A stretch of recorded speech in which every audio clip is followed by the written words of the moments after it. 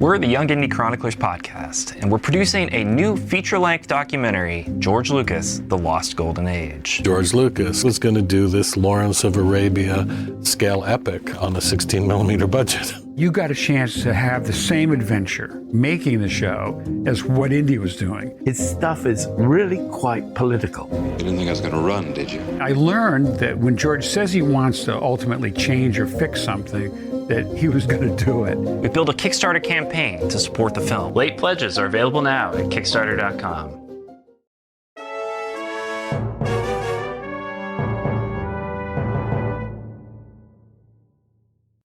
Hello there. Welcome to Force Ghost Conversations. This podcast is your home for cozy deep dives into all things Star Wars and Lucasfilm adjacent properties. This is your host, Anthony King, and each week I will be joined by fans, creators, and believers in the principles from the galaxy far, far away to discuss the thematical elements from our favorite Lucasfilm properties. And without further ado, it is time to gather around the campfire for some Force Ghost Conversations.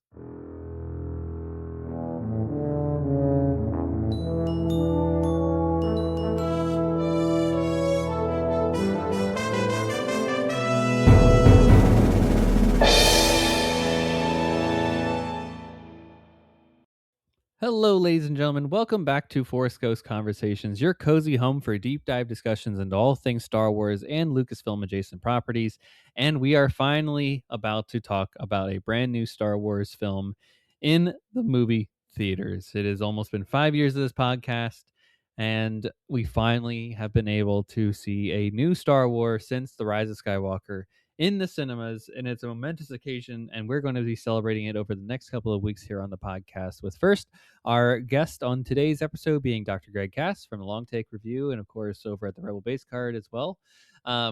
It's just a pleasure to chat with him, as he saw it a couple times already, and I've seen it 3 times myself, so this is a spoiler warning to everybody to go see The Mandalorian and Grogu. That's the big news topic for today, folks, too, is that, hey, it's in theaters now. Go check it out. Go make a plan. Go see it by yourself, with your friends, with your family, whoever you go see a Star Wars with. Go see it again. Sometimes it takes a second try to really appreciate something deeper, or just to let it wash over you. Go see it in Dolby, IMAX, ScreenX. I wouldn't recommend 4DX, but if that's your jam, go for it. Go see it. Go make an opinion for yourself. Go enjoy it. Have fun. It is a Star Wars movie on Memorial Day weekend, and I can't think of a better way to go out and support some great creators who put forth together an incredible film, if you ask me. So, also on the news front, just because this is our Cloud City Gossip segment, I mean Disney has officially changed over the Millennium Falcon Smuggler's Run ride to now incorporate the Mandalorian and Grogu elements into that ride. So it's a completely different experience now from what has been done before. So if you haven't done it lately, or if you haven't done it before, you're going to experience that. So it's at both Walt Disney World and Disneyland. So be sure to go check those out next time you're in either of those areas. I believe I might have a opportunity very soon here for myself to check that out. So looking forward to doing that. Folks, that is all the news that I had for this week. It's a big time for Star Wars. Go check out the movie, and let's talk about the movie here on the other side of this short break here with Dr. Greg Cass. Stay tuned.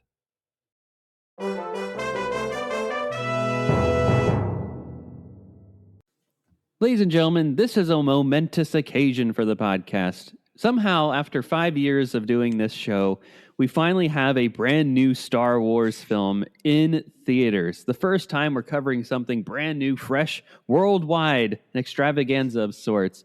And what better way to do it than with our lovable friends, The Mandalorian and Grogu. And speaking of lovable friends, we have a wonderful guest on the show to chat about this, to hear our full spoiler thoughts. So if you haven't seen the movie yet, you better go see it now, and then come back and make your own opinions, is what I say. Forget whatever the world is telling you right now. Forget what the social media is saying. It's time to go watch a Star Wars in the theater. And a person that also watched Star Wars a few times in the theaters yesterday is Dr. Greg Cass from the Long Take Review. Welcome back to the show, Greg, and how you doing? Woo! Thank you so much for having me. I didn't want to be rude and interrupt you, but you said that Star Wars is back in the theater, and I just want to clap it up. Clap Yes, it. Come yes. on. Woo! We did it. We did it, everybody. We got there again. Somehow Star Wars returned. And that is really where I'm at. I'm so excited Star Wars is back in the theater, and this is what AMC Stubs memberships are made for. You can just see it and not care.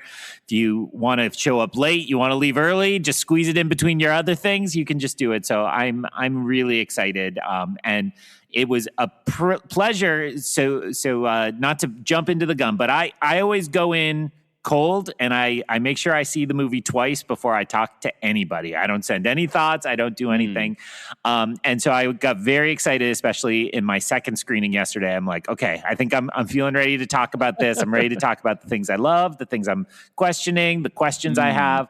I'm ready to talk about all this. So it was wonderful knowing really, as I walked in the door, that I would get up this morning and jump right on the mics with you. So thank you so much for the opportunity. And you're hopping on the microphone here, and then we'll go for about 5 hours on this podcast. And then you have more screenings, just a screening, more screenings. How many more do you have planned right now? So at this time, I have one this afternoon with my daughter, because similarly, I didn't want a kid with me. I wanted to just be alone in my Star Wars nerdery.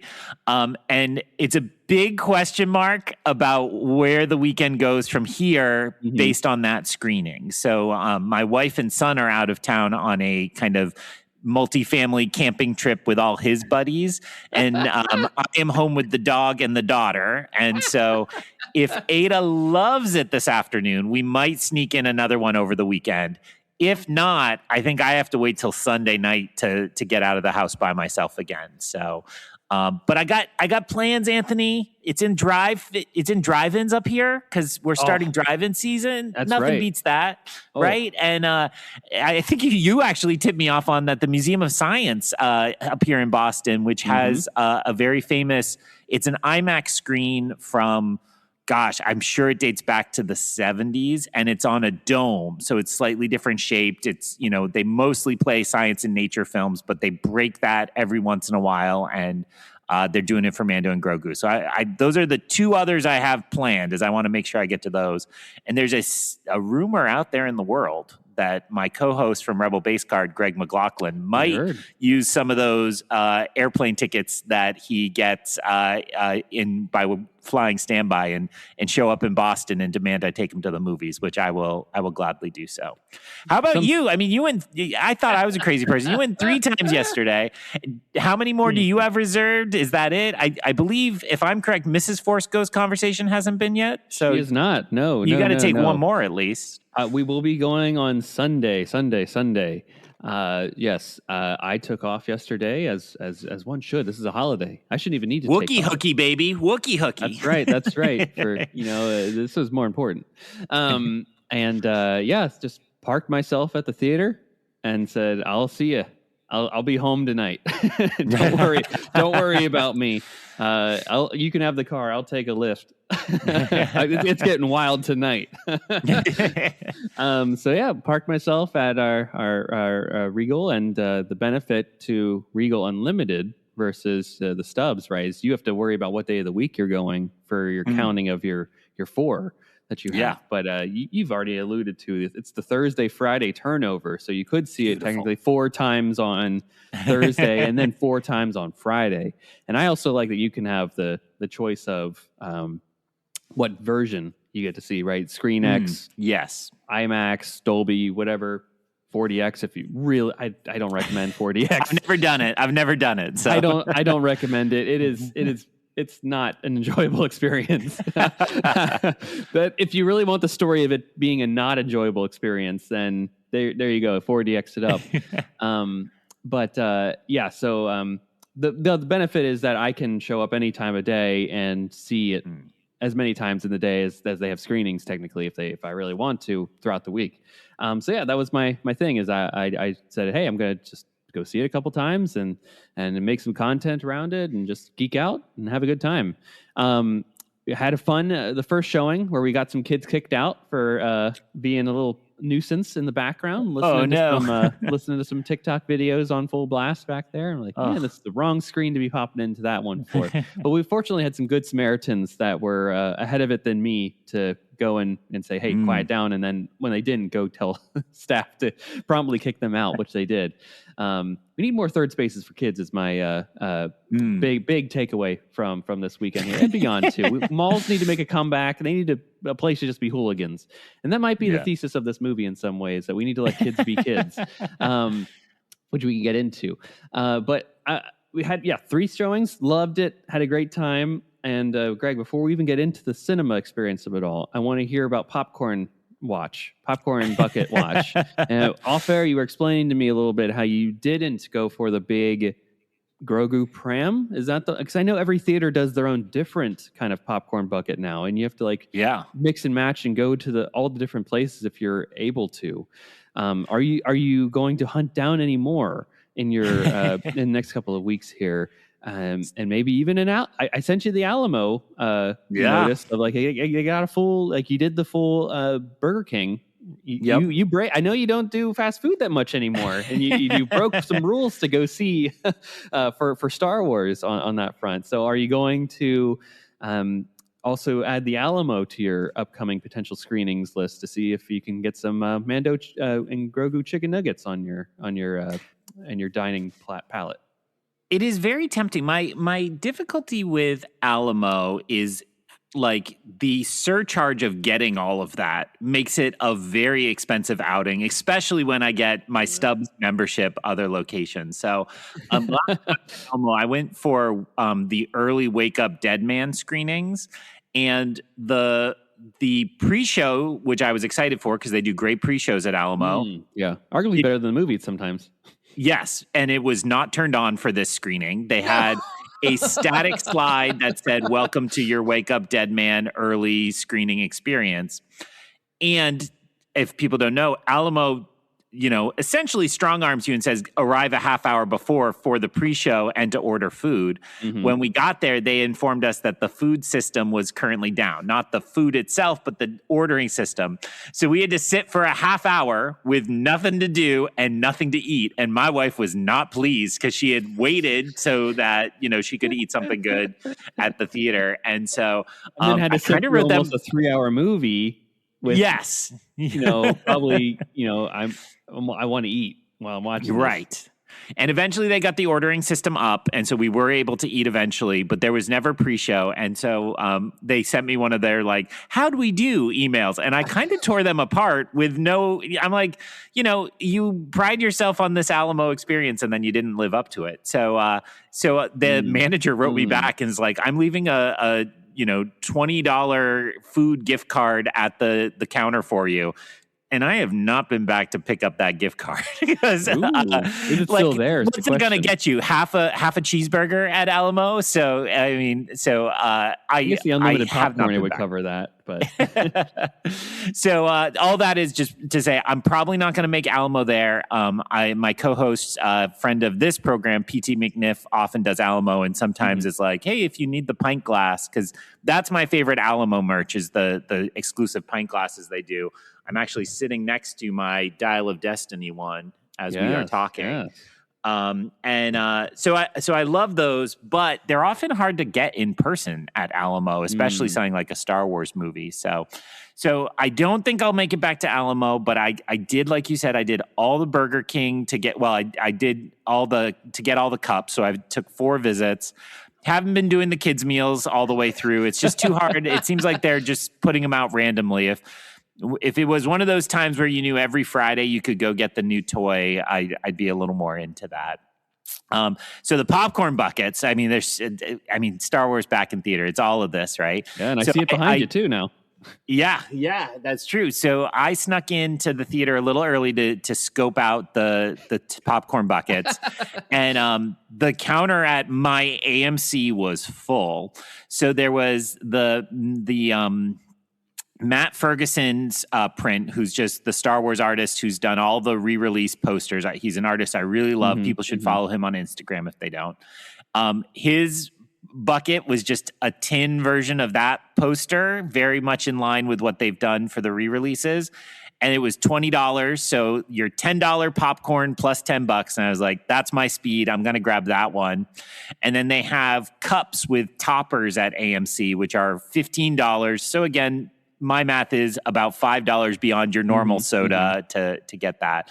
So I'll probably do some cups this afternoon with my daughter because that's her speed. Further down the counter, they have the Grogu Pram, which was a full $55, which $55. It looks not $55 good. It looks I was going to say, it looks fun. $20 good. Yeah, exactly. And then beside it, they had a full chrome Mando helmet, which was probably the most tempting because it was really beautifully done. It could sit like a Black Series helmet on my shelf. But it was also $55.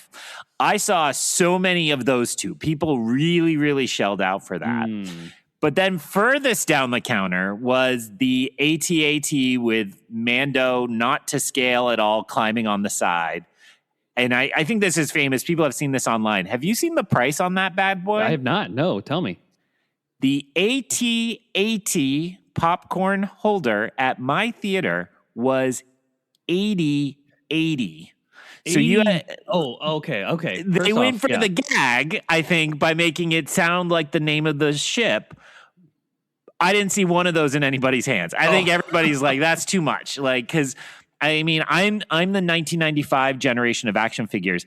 I think the toy AT-AT, which had sound and lights and articulation and all that, I think that was $80 back then. I'm not buying this popcorn bucket, and I respect to those that want it and are willing to pay that. I cannot hit that price point. We've hit a. This is a next stage capitalism. Here is the popcorn bucket craze, which I just can't get behind. I'm like, what do people? I mean, obviously it's a display thing for you, but are people really displaying these things? Are they just putting them on the second market? It really all started with that Dune one. A couple years ago now, and it's really taken off, and I'm like, the market's got to be a bubble at some point on these things, and this might be the draw is the 88. And then Target and Walmart are now getting in on it and selling. Like they had Mario popcorn buckets and Mando and Grogu. Yeah, and again, you're not buying them you're supposed to like buy it there and take it to the theater, I guess. I'm not sure, but is it any cheaper? Not really from what I've seen. I mean, and you know, a Grogu popcorn bucket to like make popcorn at home and fill up, like sure, if it's like, you know, the price of a big bowl at Target, I'm there for it. But I think you're right that we have to be at the bubble. I feel like with all due respect to the Funko Pop collectors, we passed the bubble on that a little while ago, where it's like these things just. Nobody can be collecting these at that level for this long, I don't think. And I think popcorn buckets are next. But yeah, I like to get one for movies I really, really care about. I think the last year I've bought this one. My kids got the Yoshi one. I'm not taking credit for that one. And then I got a Mission Impossible one last summer. So the franchises that really matter to me, I'll grab one just for the fun of it. But I'm never going past $20, even for Star Wars. So you're not going to get the Nate Gatesy one next week? The weirdest one they had on the counter, there's a really weird skull one for Mortal Kombat, which I would have assumed it was He-Man coming up. And then they had, I think there was a Shrek re-release because it's a Shrek-iversary, I believe. Yeah, and years, it was Shrek leaving his outhouse, and you filled the outhouse full of popcorn. I was like, no. I mean, the fact that it's hanging out a couple weeks later suggests it didn't sell as much as they hoped it would. My favorite is I can still find the Melania ones at my Regal. Like those, thankfully, did not sell. That was bad that they even had those to begin with. But anywho, popcorn talk, folks. We are here to talk full thing about the movie The Mandalorian and Grogu. We've seen it a couple times, and this is my final warning to you all. Go see it in the theaters, right? We're going to have a conversation here just in a second about the potential divisiveness of this movie. But, make the choice for yourself, right? Don't let others influence you. If you want to see a Star Wars, go see it. Don't wait. Time is now. Time is of the essence. Go see it and support Star Wars, because that's how you get more Star Wars, is by supporting it. So go check it out, make an opinion for yourself, and then engage in a conversation with folks. And that's what we're here to do today. And that's where I want to start off with you, Greg, here. What were your thoughts on this thing? You saw it for the first time. Did you have to sit with it for a second, then go see it for the second time? How are you feeling after yesterday? I'm a big fan of the Beatles song that starts with "Turn off your mind, relax, and float downstream." Mm-hmm. And that to me is the absolute best way to go to Mandalorian and Grogu. I did not find this to be a let me get challenged, let me think deeply about it, let me engage with its core themes. I didn't find that this movie rewarded that type of engagement. Really? But when I sat down with my popcorn and I just let it wash over me and just went with it, I had a fantastic time. And I think it helped that I went in with low expectations and I just laughed and I smiled, and I think I was the only one in the theater who fist bumped the air when John Knoll's name appeared. Like, woo, John Knoll! Like, we're there, we got him. And I just really, from the opening on, I thought this movie cooked. It's a little longer than I expected it to be, but I didn't really feel that runtime. Maybe a couple things I can imagine trimming back a little on, but I, for the most part, left the theater, the first screening, really happy. I had a rough night's sleep the night before, so I was kind of dreading my 9:30 screening because I was like, okay, this is gonna be like midnight. I grabbed a big soda. I'm like, we gotta get through this. And I will say my fears were completely unfounded. I actually found on the second viewing, I thought the runtime flew by even faster. And where I had some kind of memories from the first screening 2 hours before of like, this is a part that was a little slow. This part went on too long. The second viewing, I was like, oh, that was incredibly fast. Like, it reminded me when people criticize Last Jedi and they're like, Canto Bite just drags on and on. Canto Bite's like 11 minutes, I think. And there were moments, I think even shorter in this one where I was like, interjected with other things. yeah, totally. And so it's like, I really liked it the second screening. And I'm even more excited to go to the third screening because there's something about when Star Wars goes from being like scary and nervous to like familiar, it just works. And so this is an absolutely unabashed ringing endorsement. Like, I don't think this will make my top tier of Star Wars ever, but it certainly is not in my bottom tier either. So I say go and have a good time. And the answer is it didn't need to. Right? As long as you have a good time, you have a good time. That's exactly right. And that's what it needed to do. It's what it wants to be, right? It didn't want to be Last Jedi. It didn't want to be Andor. It wants to be something that's just pure fun, and it nails being pure fun. And that's what The Mandalorian's always been, is good fun. Oh, maybe a little bit of more Western on things. Yeah. But if you look at the episodes that we've had of the series, right, where there's a frog lady, much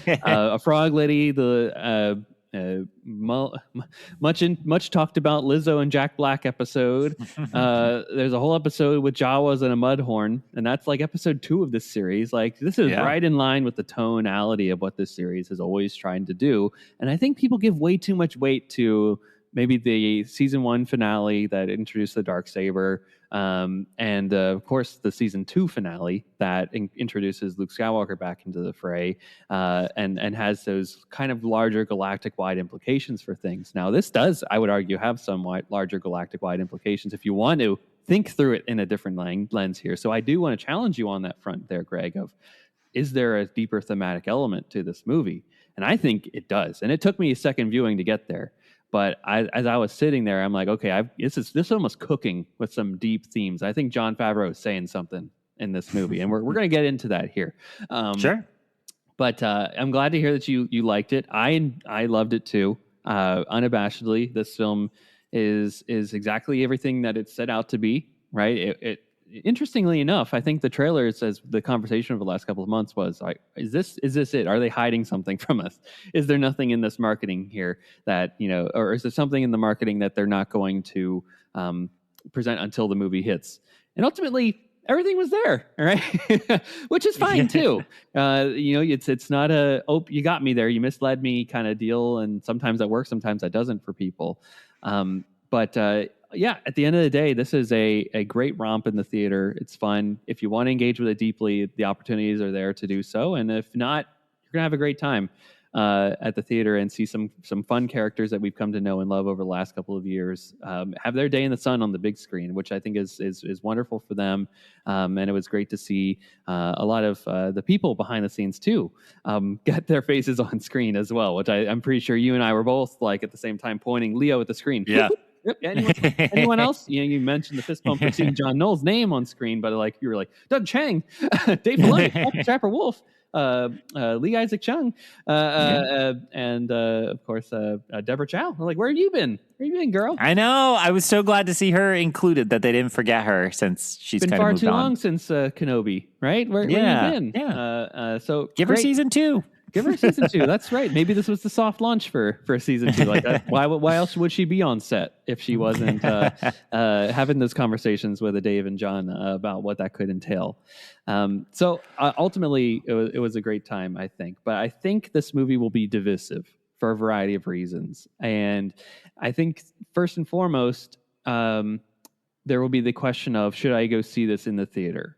And you and I have both a ringing endorsement, it sounds like that. But to quell that, do you have anything to respond to someone that if they come up to you and they're like, hey, I think it'll be on Disney Plus in a few weeks, or I just know these characters from Disney Plus, why should I go spend my $100 to take the family out and go buy this obnoxious popcorn bucket and spend a couple of hours of my Memorial Day weekend seeing this thing?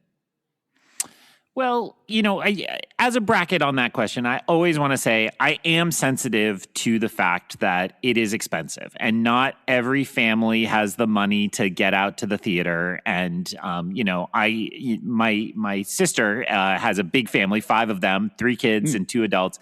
And, they just have to make the line. We got to buy the streaming subscriptions. Our household income is not such that we're zipping off to every movie, which gives me and my sister like nothing to talk about because that's my whole personality. But I love her dearly, and so I'm always sensitive to that, and I recognize that. That being said, if you've got the cash and it's not a financial burden, I think this is a Star Wars experience on the big screen, and that's always worth going to see. I loved seeing the kids coming in with their Grogu plushies and running, even to the 9:30 p.m. Like, whose parents are these? But they were there, and they were excited. Hey, they might be off today. Yeah. And a couple of times, in the big theater, there were good cheers. There were, some gasps and just some good belly laughs. I was going to hide it. One of the moments that I actually did not totally work for me until I saw a guy just absolutely lose his mind is when Grogu moves Din into the little hovel that he's constructed and he force pushes him. And before his feet disappear inside, there's just this clunk. And then Grogu pulls him back and tries like 3 more times. To wake him up. Yeah. And, the classic example of this is the Sideshow Bob rake joke from The Simpsons, where the first time you kind of half chuckle, and then by the 3rd and 4th, you're like, this is insanely funny. And there was some guy in the row in front of me just dying. He thought this was the funniest thing. And that to me is the beauty of the theatrical experience, is like whether a movie is awesome or kind of mid, like the more I see it with people who dig it and are reacting to it, the better. And, like you said, there's always the annoying kids. There's always somebody who's like, time to check my text messages on full brightness with my phone up high. Right. And of course I want to throw Facebook something right now. Oh, yeah.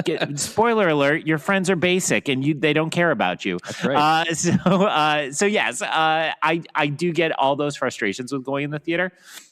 My preferred, you alluded to this, my preferred method of seeing things is not actually IMAX anymore. I like the Dolby.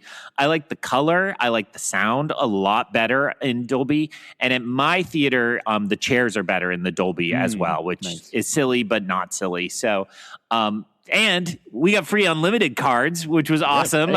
So I was excited for that. Greg over at Rebel Base Card was already like, how'd you get those cards? Like, who do you talk to? And so I made sure I have a pack reserved for him, and we'll keep collecting them. If there are friends of the program out there who really need one, hit me up on social media. So it was great. And I just love being there. I love getting the big recliner. At my second screening, the guy to my left had a big Star Wars Hawaiian shirt, and we chatted a little, and then he was just like in the zone. And it matters to me. It's a little bit of the celebration spirit. Star Wars fandom is freaking hard all the time, as you've alluded to. Being online and being a Star Wars fan, you engage with such chuds, and I hate them all. And also basic people. Beyond even. And so when you get to the theater and you just see people like, all ages, old gray hair folks, young people, children, even like, there's a big crowd of like college guys and girls, like just having a fun night out. And they're all wearing Star Wars t-shirts, and they're all there because it means something to them. And they are carrying their ridiculous popcorn buckets. That to me is the beauty of Star Wars Celebration, and why I'm so excited for next year. And you get just a little taste of it here, because whether you like it or not, you're here opening weekend having a good time. And so I absolutely go see it. Well, and I would say to you as well, yes, I agree. Go see it. Obviously, we're talking about this here, and we're giving glowing reviews of it, folks, here. So I'm sure there's a cynical audience out there that will always be out there that, they'll just say this was just season 4. Why would I need to see it on the big screen? And you could argue, and there was parts like in my second viewing where I was like, okay, that would be technically the first episode. That could be episode 2, and you can piece it together. But that's just Star Wars. Star Wars is episodic, and that's just how they wrote this thing together. There's a cliffhanger that leads to the next thing, and therefore the next thing, and therefore the next thing. And that's the foundational DNA of this thing. And then to the question of the people that are just like, oh my gosh, why would I go out and see something that is they could argue this is a made for TV movie, and I'm sure there are people that are out there making those obnoxious claims right now, and you're not going to win them over. They've already made that negative opinion in their heads, and you're just like, okay, well, spoiler, we'd have no fun there, man. So ultimately, I'm just like, there's going to be a group that's going to be very inconsiderate about this. That it's going to hate on it, and that's just the Star Wars fandom, as you alluded to. They're just chuds online, being nuisances to a good time. People who forget it's okay to walk away, right? Like, yes, and that's exactly. That's what I think about all of them. It's like, I get it that it used to mean something different to you, and you don't like any of this. Just walk away. It's fine. You still have your DVDs. You still have your VHS tapes, maybe. I'm sure they do. Okay. I'm sure they're those people. Just walk away, and it'll be okay. I promise you. But yes, sorry. So I'm just like, theoretically, you could have. Honestly, it was going to have that fear anyways, right? Because this is technically a season 4 of it, regardless, because things that influenced the story of season 1, 2, and 3, and even Book of Boba Fett are a part of the DNA of this. But I think they did a good job of weaving it in there that this is a fresh kind of start. You don't need to know everything that happened beforehand. It's not like, oh, remember Grogu in season 2, episode 4, when we had that adventure and this character popped up, and it wasn't like that kind of deal anywhere in this thing. It just was like, all right, we exist as who we are, and this is the adventure we're on today, and come along with us. And I think that they did a good job of embracing that to a large degree in this thing here. Go ahead. I think the comparison point for me would be Marvel's Thunderbolts or asterisk the New Avengers, which was kind of having to do the same thing. It had gathered more, but mostly television characters, plus Yelena from the Black Widow movie that was less seen than some of the others, and I think it had a bigger burden to try to acknowledge who all these characters are and where they came from. But I found quite a few moments where I was anticipating an allusion to a Mando episode, and they didn't go for it. And the chief example being they get in the new Razor Crest. Grogu starts hitting things on the dashboard. I'm like, he's going for the knob. Here it comes. Yep, it's coming off. Yep, he's gonna do it. And then there was, the moment at the end, which is like, you throw us to Lightspeed Kid. I'm like, he's gonna grab the knob. It'll be the knob. And he just reaches past it and pulls the other lever, which I'm sure was established somewhere that's the hyperspace level. But you could have done little things like that. The blurgs show up and you do get a shot of Navarro. Yes, the N1 is there. It's funny, there's a nice pricey new Lego set for it when it's not really in this movie other than a couple static shots. But all of that's there. But I will also say, for better or worse, this is not a cameo factory, which I think a lot of people expected. Yes. I expected at least Bo-Katan and probably Keller and Beck, because Mando has such a language of flashbacks established. Sometimes you need the armorer or Boba Fett's flashback tank. I expected a little Keller and Beck, maybe to fill in a little more of that story of how Grogu got from the Jedi Temple to where we meet him on something 7 of Arla 7, wherever he was in season 1 of Mando. And so, I want to throw it back to you with the question. I agree that this is very much in line with the Mando series while not being essential to Mando series. If I survey my friends who are fans, because I don't talk to the chuds, I just survey my friends who are fans, people think season 1 is a masterpiece. Season 2, a little dimmer, but still incredibly good. Season 3, I don't know. It felt a little more meandering, a little more plotting. So would you say that the movie felt more in line with those earlier seasons or the kind of season 3 moment in terms of like its spirit, its vibes? Yeah, to answer your question, I think it's more of the season 3 angle.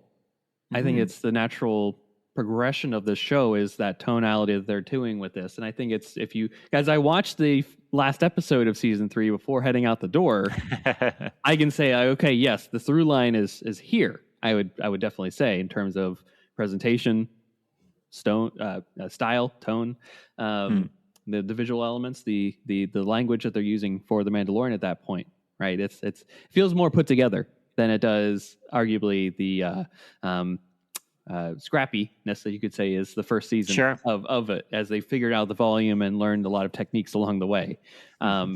So that ultimately that's where I would land on that. But I don't see that as I'm the people that love season 3. I love season 2. I love season 1. I don't rank Star Wars. I just see it as one big story that just keeps adding more chapters to it that enhances the richness of all of it. So whenever people are like, "Hey, do you want to come on an episode to rank this?" I'm like, "Nah, I don't. I will decline those episodes, unfortunately." But hey, if people do that, I know a Long Take Review did it recently too. Kudos to everybody that does that. It was tough too, but it's hard to do it. I mean, it's like picking out your children, right? I can't do it. Some days I'm feeling Andor, and some days I'm feeling Mando and Grogu, and some days I'm feeling Young Jedi Adventures. It's a great buffet, So that's where I ultimately land on your question there. And I think there's to that sentiment there is a question that I think that will always be a part of this movie based off of what's presented, and it aligns in with your question of or your thought about the cameo fest of things, is that a criticism for people about this movie will be, is it too safe? And is it first off a necessary movie? Like, if the question is, all right, this needs to be seen in theaters, the next question beyond that naturally would be, well, is the story necessary to be seen on the big screen? And I think the answer is yes to both of those, but I'm curious to see your take on that. I think my recommendation would be to see it for the spectacle, right? Disney Plus is great. I've been a subscriber since the first episode of Mando, and I do think, however, even if your TV is huge, even if you have a personal theater, it's just different to be in the theater setting. All the people we were making fun of aside, to not second screen it. I'm really guilty of that at home, that I'll keep picking up my phone or, start doing some chores or something while a movie's playing. And you got to just be locked in sometimes. And that works there. And I will say in general, I personally try to always avoid the language of did anybody ask for this? Because that's such a cudgel used by the online community. And You can say for I don't everything. ask. Nothing is necessary. yeah, exactly. I don't often ask anybody for movies. Like I don't have Bob Iger on speed dial to be like, can I please have? Did I need the Odyssey this summer? yeah. And it's like, to me, movies are at their best when an artist decides they have a story to tell and they use all the tools at their fingertips to tell something big and grand. And probably my biggest selling point for this, and I'm cheating a little bit from the little, I don't know if your movie theater has Nuvi, but Nuvi for the last 2 months or so has had a little preview clip of Jon Favreau talking about the making of this film. And, he used all of his powers to make this. And, I think there are whole scenes in this movie where you get no real humans, just little puppets. And it's it's essentially a Muppet movie for little moments. And then there's, the cutting edge digital creature creation that looks phenomenal at different times. Did I know I needed wrestling huts? No, I did not. Can I now... Is that a part of my personality? It is. And it looks good, right? Like digital characters sometimes can be hit or miss. There were only a couple moments I thought Zeb didn't look flawless. Most of the time he looked fantastic and looked like a real character with real weight in the frame. Yeah. I think for the vast majority of his screen time. And then they're like, oh, yeah, and while we're at it, let's just throw in some old-fashioned stop motion. Excuse me? Are you kidding me right now? And you can tell when these droids, these gladiator droids start moving, you're like, oh, this is Tippett. This is Ray Harryhausen. This is real old. And to see a modern film go back to that technology that I with much love to my beloved Jurassic Park, that Jurassic Park killed essentially, to go back to that and say there's still advantages to this too, and we can still do this and have that fun. All of that means I think go see it it's worth the experience of going to as a part of that. Now, having just dipped a little into film criticism and reviews about this, I think it goes to the heart of your question, which is the main criticism I see lobbed at this. Okay, first there's the easy take of it's just a TV show. It's more of the same.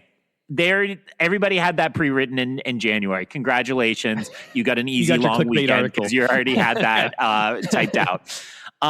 So I'm going to just ignore that garbage.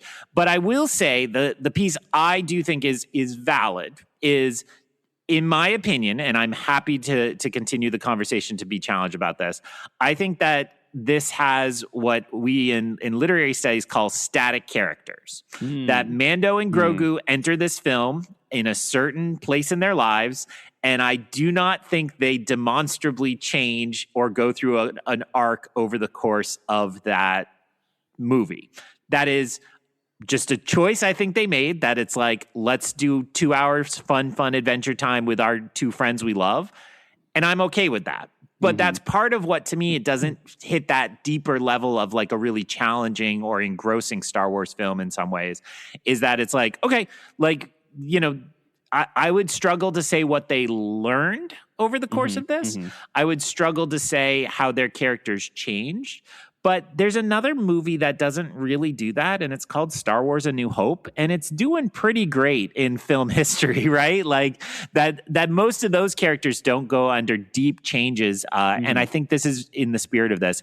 And I would put it alongside Force Awakens as well. That's a little unfair to Force Awakens, but let's just have fun. Let's just worry about being whiz bang pew pew and have a good time. And I do think that, yeah, it means it's maybe inessential. Would I say, if somebody said, I only have a week to live, which Star Wars should I watch? I don't know if Mando and Grogu would go to the top of that list. It's a Clone Wars movie. To imagine who that person is. But I certainly don't think it's you should skip this one because it's inessential or anything like that. You're not one of those people that are you can just skip the Phantom Menace and start with Never. Attack of the Clones. I'm more of a you should skip Attack of the Clones, but I would still never say that. Well, and you could also add there the Clone Wars movie too, which is now more important than ever, arguably, in the lexicon of what Star Wars is right now. And we're going to dive into that staticness because I do have challenges for you on that one as you go into your screenings today that maybe you'll be able to look at with fresher eyes, perhaps. But yes, ending everything you said there, and I will say, I did get a big kick out of seeing the stop motion. I'm like, is that stop motion? I'm like, again, Leo with the screen. I'm like, stop motion, guys. And Tippett is credited as a consultant. I don't know if he did the actual stop motion animation, but he at least oversaw it in his studio. So hey, thumbs he was up. there. Good enough. I'll take it. He was paid in some way for his efforts here, and we'll get residuals from Star Wars, I bet, for his work on this matter, as he does anyways.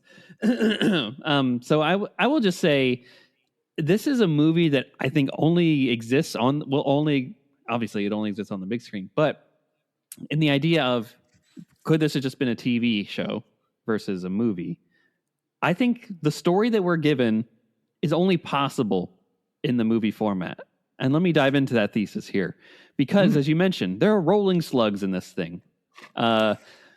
This film had a $160 million budget, which is probably what they would have given to a season of the series, roughly. Right. In no way in my mind would it look as good as it does because of the timing of how they do things, right, with movies and TV shows. The production timeline is different, and the way that they're doing the special effects behind the scenes, those are on different timelines than they do for a movie. So the fact that they were able, and that's why you're only like, I think only Zeb at certain points made me like out of it for a second. But at no point where you were like, oh, all these huge slugs that they have going around that are literally existing inside this big tree on Nal Hutta. Yeah. It's bonkers that this is. Bonkers in a good way, because I know people always say like, oh, this is crazy. I can't even fathom what's going on here.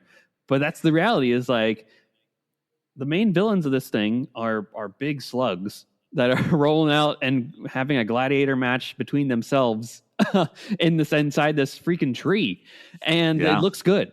And the only way it looks good is because they knew 2.5 years ago that was their end goal, and they've been working on it steadily ever since, rather than told the task, hey, you have 6 months to do this, and then it looks a little janky because it's going on Disney Plus. And as such, right, they had the idea, they had the concept artwork, they had the people working on it without having to work overtime probably to get to this, because they were filming this thing at D23 last year, as they took the volume, not last year, but last time, 2 years ago, and took the volume out from the Los Angeles studio that they had and then brought it over. And then the wonderful folks at ILM, John Knoll included, and Doug Chang and all of them, have been working on this project for multiple years. So like, that's why, you're able to see this and you're like, oh, wow. I, at least for me, I don't know about you, but you can chime in, obviously, about your thoughts. At no point did I go like, okay, I don't know where the volume starts and ends in this thing. Yeah. Like, I didn't pick up on it at all. And you're right. You said that in response to the season question. You can really see it in season 1 because they were learning the tech. And that's right. I couldn't find the volume in this. You can't. No. And the other criticism, I think, with Kenobi is like the scale and scope. Right, like like there should be a billion stormtroopers in this sequence trying to hunt them down, rather than 30 or something like that. Just use your imagination, folks. If you want to imagine that there's a billion stormtroopers hunting down Kenobi, do it. But in this, like the gladiator arena and the sets, there was nothing that indicated to me that like, oh my gosh, you're looking at a screen and and reacting to what's on set there. So. I thought, yeah, exactly with that, because of what the production was and how they put it together is only like, and we're talking about how good it is only a testament to the fact that it was made for the theater and movie medium versus the television aspect of this thing. So that's where I would say, hey folks, go see this on a big screen, because that, like they say in all the trailers, go see it in IMAX, shot for IMAX kind of deal. Like that was the goal, was for you to see it in the intended way as it does. Now, story-wise, I want to dive into this a little bit here, because that's the other question, is like, do I need to see this on the big screen here? And that is the craziest element of this thing, is like, that's how you want to launch Star Wars back into the big screen, is like Pedro Pascal, your main lead, right? First bill on this thing, has maybe 3 minutes of screen time with like just in the suit with his face exposed, and then the rest Yeah. is the wonderful Brendan Wayne and Lateef Crowder, Who get very good billing this time. Third Good and on fourth them. billing on this, which Yeah, again I was good like, on great, them. woohoo, yes. Quick aside, I didn't like the. I wasn't a fan of the. That's my criticism for this thing. I didn't like the seeing the credits Credit at the sequence? beginning. Yeah, I didn't mind the I mean, sequence. if you're I like trying seeing to the prove your- montage. Oh yeah. I was just gonna say, if you're trying to prove you're not a TV show, maybe don't start with the like television style credit sequence. Yeah, but exactly. I was yeah, like, I feel you. I was like, did I need that? No. Will I be one of those people that I'm like, I hate this movie because one thing didn't hit my checkbox? Absolutely not, because I still love it, and it's like, oh, okay, Yeah. I'll brush it off. That's not a big deal.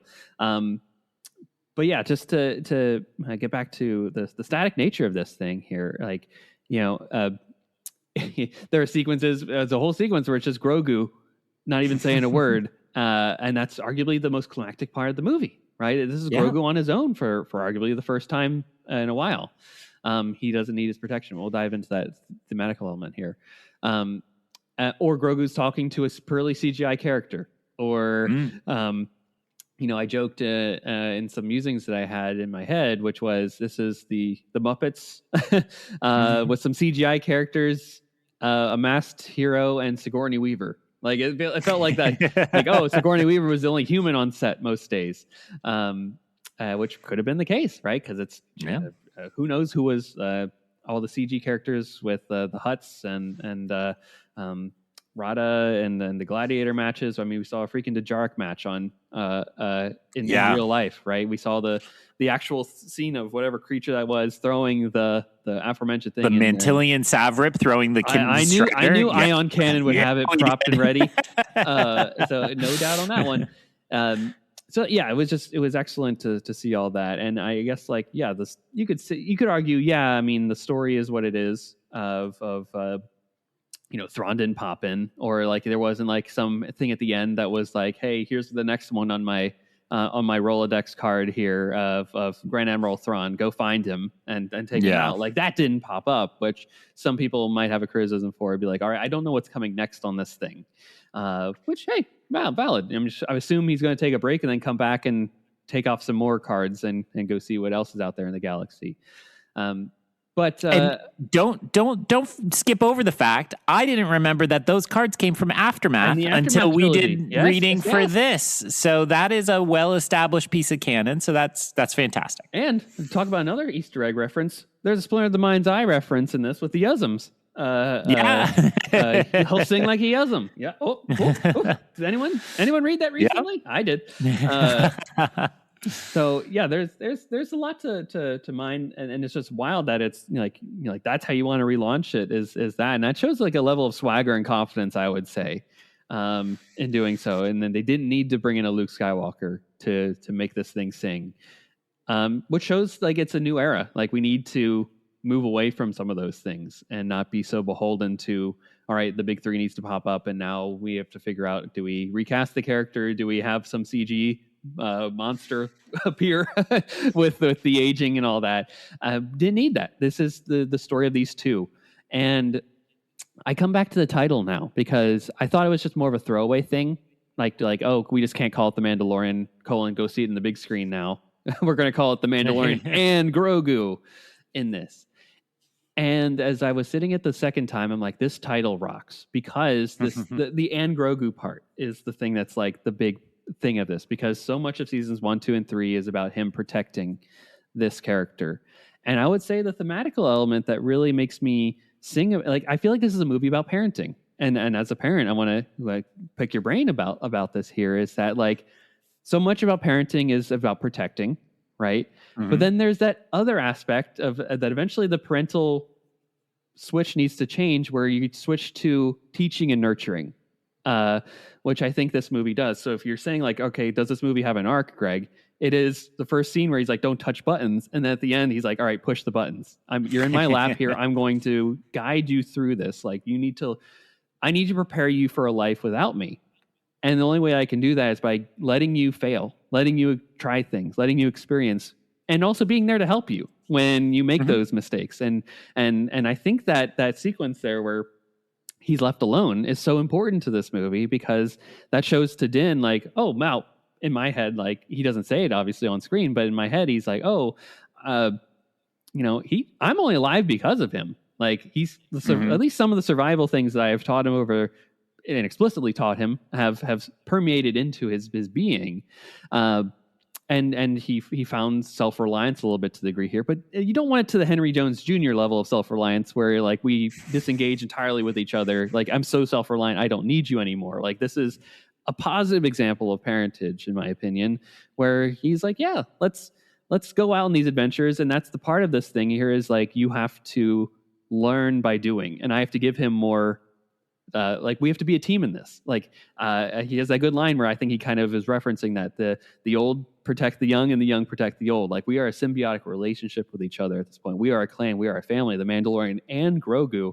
And I have to start giving you more responsibility and experiences in order to achieve what I think you will become, to grow beyond what I am right now.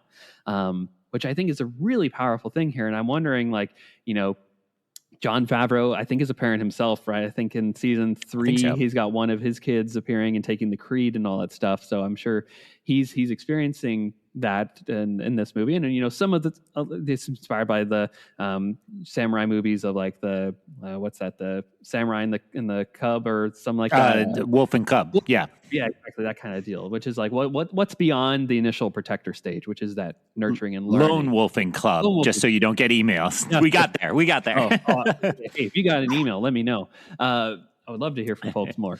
But yeah, I think that's really what it comes down to is that like, all right, if we're relaunching this, what is that next phase of this show? And or if this is a theatrical thing moving forward beyond this, it is, I'm letting the reins go on this thing, because there's multiple times where in this movie where he's like, I wish he could fly. Like, he could be a bit more of help in these scenarios if he just had the knowledge and experience to do so. And he's like, hey, he's not a little kid anymore. He still is, obviously. He's still babbling and cooing and all that stuff, which is very adorable and cute. Dare to be cute, folks. But I think there's just a little bit more on the lens there. And back to the Favreau thing, as I get sidetracked here on my own thoughts here. Favreau is a Gen X member. He's a member of that generation, which has yet to have a president. They've never been represented. So, they're feeling it from the level of, hey, we've never had that nurturing or that chance to make mistakes or to be our own people. Like, it's constantly been our parents hovering over us and helicoptering us. So maybe there's some of that permeating here too. And then as a millennial myself, right, our Gen X and Boomer parents, I feel like hovered us a little bit too much, that like, I have, friends, colleagues, and people I've known over my life that are afraid to they can't call the doctor. They don't know how to set up a doctor's appointment because their parents have never let them do that for themselves. And they're afraid to make the mistake of at this point in their lives. So it's just like, I think there's something to be said there about that. I mean, I've said a lot. Greg, what do you have any reactions to what I've just word vomited here to you?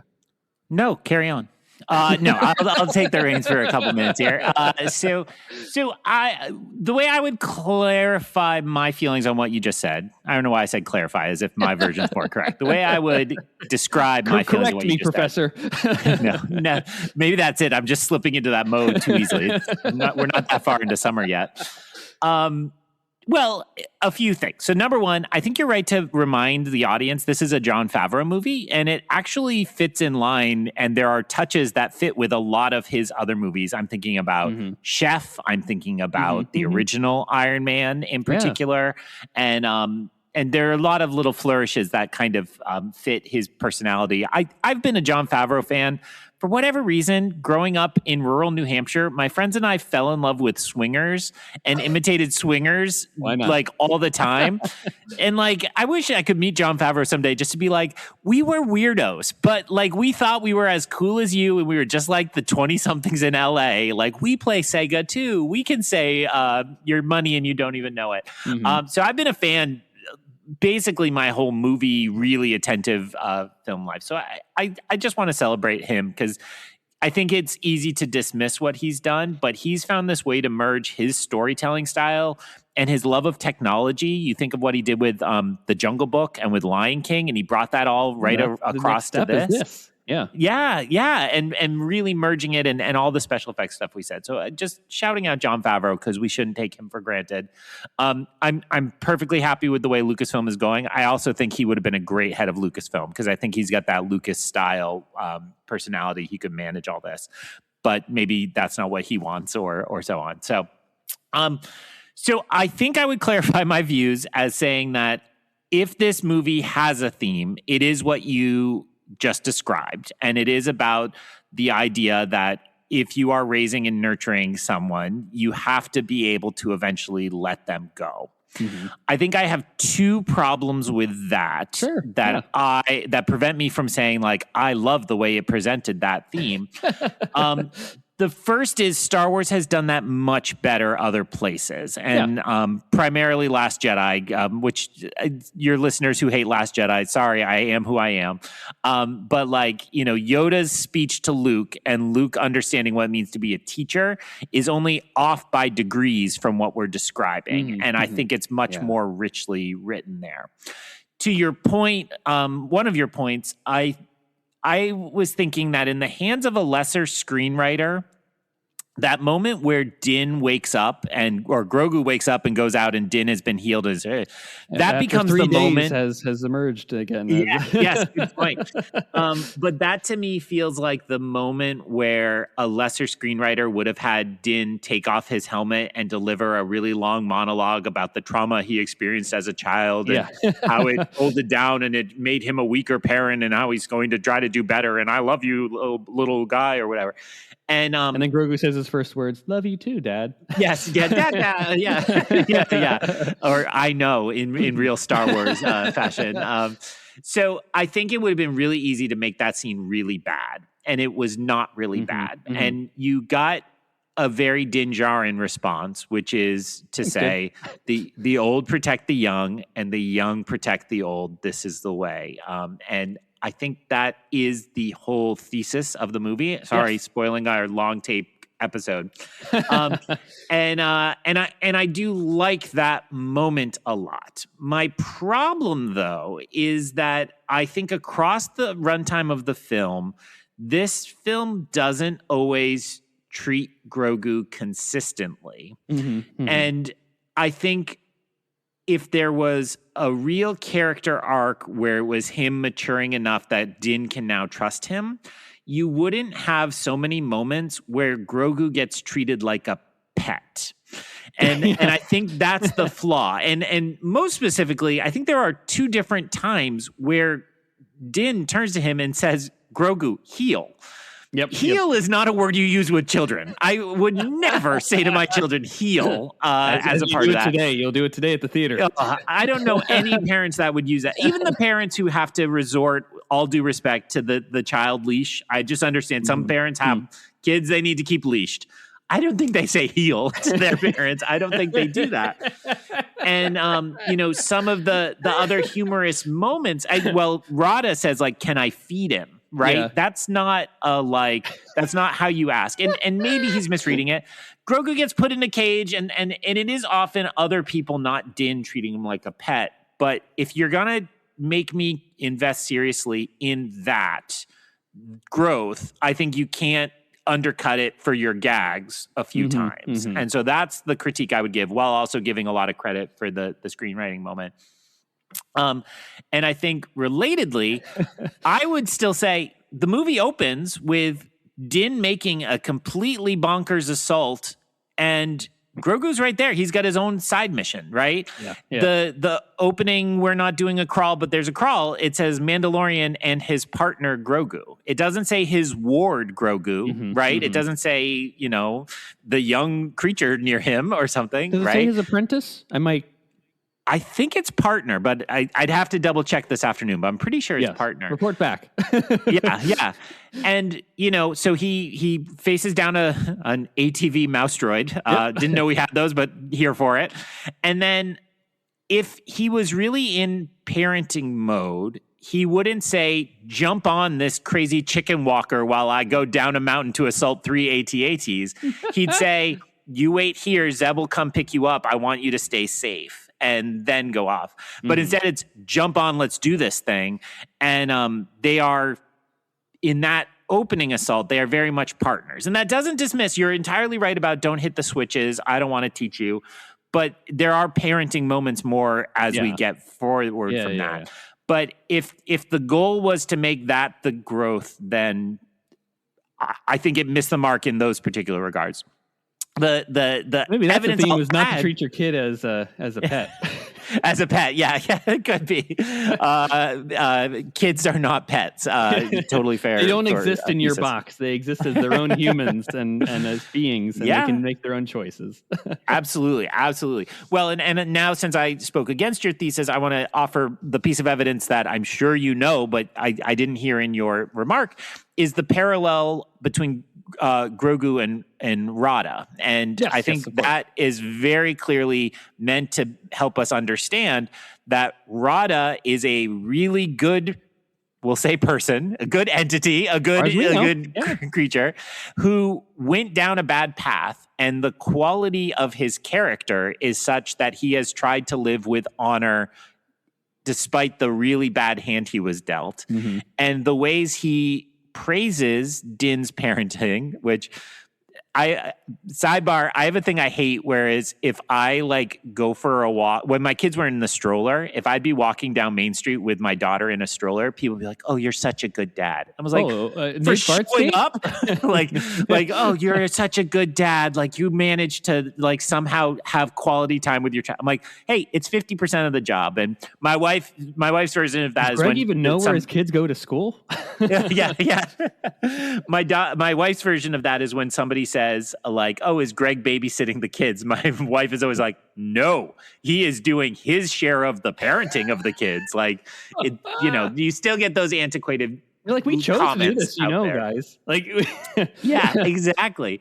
And so there's a little of that, like, but it's more generous. I'm being less generous than I should be about, because I do think it's clear.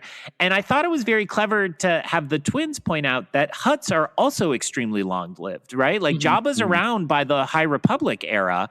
That's right. And so I think it's really smart to point out that they are parallel in that way too. And they have to be thinking about not on the scale we're familiar with, but on a much, much longer scale. And I think some of that might be lost on your average Star Wars viewer that doesn't understand that Baby Rada was in the Clone Wars, so we can exactly. Although you do get that funny moment of like, hey, if you forget, here it is, a little reminder. And so gosh, it seemed like the film was cut when they say he's maybe has had a little growth spurt. It was cut that we wouldn't know what he looked like, right? Like, I wish that had been a surprise that like, oh, guess where Rada is and guess what he looks like now. Whereas I think he was not in the marketing at all.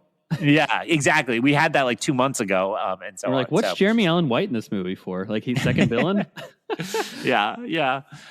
So I do think the parallel story there was good. And I liked the idea of that and giving Grogu like somebody in his orbit who understands all that. So that all worked in favor of your thesis.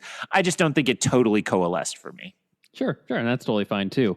And to your point too, I would add two other thematical elements that are within this movie. Not, I would say, important or as impactful like Star Wars does in other places too. Like that's the thing is like there's only so many themes in the world, and when you're like the 12th installment in this franchise in terms of just the film itself, right? You're going to be touching on some toes there with some other things that have happened, right? So like other things that popped up to me was like the concept of loyalty, like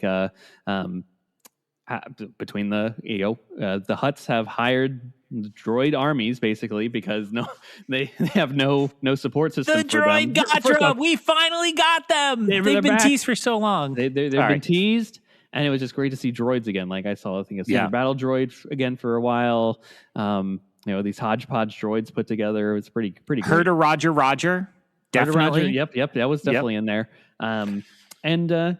Their hired hands are always exactly that. Hired hands. As soon as it doesn't benefit me anymore, I'm getting out of here, like Embo does in this thing, right? Versus Grogu comes back with Anzellans. And he's like, hey, we're going to help you out. We're not going to leave you hanging here. In many ways. And also the New Republic comes in too, even though this is technically something they shouldn't get involved with, but they're like, hey, we don't leave our own behind. Right. which I think is great. That that whole loyalty thing comes in versus like a light side versus dark side kind of thing, right? Like, Yep. even the Empire too, those elements too. Like when the guy at the beginning is like, you have to pay me more tribute for more taxes, basically, and then he quickly gets out of there, and then they all just point to like they have no loyalty to this man whatsoever. Like nothing. It's all just deceit and one upping each other, and the light side is it's constantly not that. It doesn't have any of that, and I think it's great. The other thing I would also mention is choice and consequence is another thing that comes up in this thing too, right? The choice to not return Rada back, like, is a big one, but it has consequences to it, as Sigourney Weaver notes. Like, hey, we've been cultivating a relationship with them for months, years, potentially, and you just threw that all out the door. Or like if things get messy, right? You made choices here, and like that makes things harder for us. So on a lesser level, there are some other things there too. But I think that the parenting one is because it's the Mandalorian and Grogu. Like that should be the focal point of this thing, and the fact that it's, I think, done well enough that it's between a puppet and a person that's masked for 98% of the movie, and I feel that emotion is a testament to Jon Favreau, the writing team, the team that put it together. Because, like, 100% agree. There are 1,000 avenues and worlds where even if they skim the surface of that, it doesn't hit as well. So again, like you were saying, you don't have to experience themes in this movie if you don't want to. But if you want to, there's always something, and this film does present some things that are helpful. That again, it's Star Wars has always been a fun romp. Any episode of this that you plug into, but for the 12-year-olds that are going off on the precipice of society, and the 12-year-old within all of us, right? There's something to glean from it, and I think that as you mentioned, Jon Favreau is a great student of Lucas. A disciple of Lucas, you might say, much like Filoni and others that have been gracious enough to have the opportunity to explore the sandbox in the post-George era. They're carrying that mantle well, and I hope that more people look for those kind of engagements as they go into the theater this weekend, or hopefully they feel called to go to the theater this weekend, because there is something there that I think just isn't going to be on your Disney Plus screen later on. Well, and I say this lovingly, though some people would take it as a criticism. I think you're going to see this box office explode this weekend, because whatever fans have given up, this has slid into the kids market. Every family I know is going. And we haven't had what was the last major kids? It was Mario. That's already on streaming. That's right. So if you get a little bit of heat wave, we have a little piece of time before Toy Story. Weekend. Yeah, Toy Story. Yeah. So I think we're going to see the family box office become more important to this one.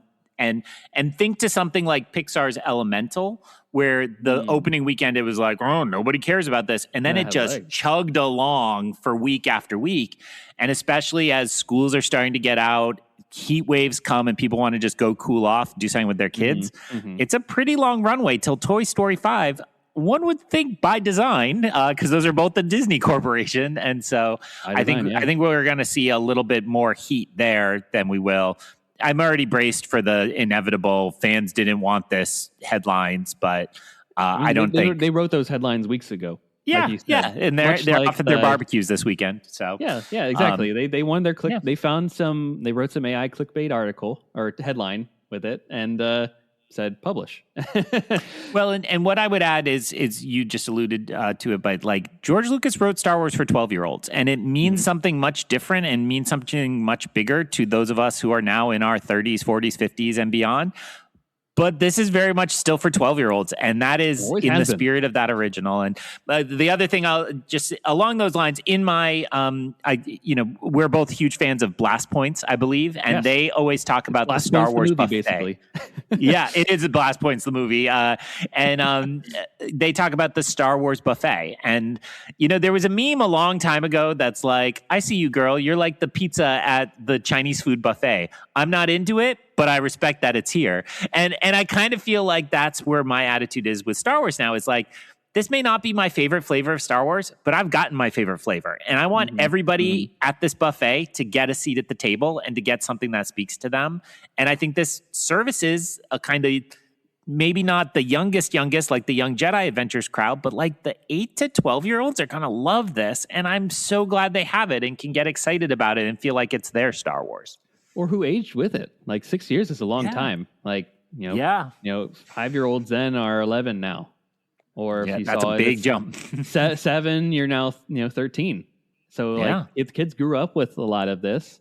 So it's like that. It's almost like the Return of the Jedi a little bit, right? Where it's like serving the need of the people that grew up with it, but also daring to be cute enough for the new 6-year-old that is seeing this for the first time versus the 6-year-old in 1977 for A New Hope. It's got something for everybody, a little bit of the flair. You got the Anzellans being funny and getting eaten by a dog. And then you've got some nice Nilla wafers in this thing. Yeah. There's a beautiful cut where the Anzellan ship takes off, and then they cut to the inside, and it's Grogu looming large, and just it's all puppets inside the cockpit. I assume a 100% practical might shot. Might be my favorite shot in the movie. I'll be honest. And that was my favorite on the rewatch, is just waiting for it to come up, and then there's just like everybody's. It's almost like you should have like elevator music playing. Like they're not saying a word to each other. Blank and there stares. were just a couple people.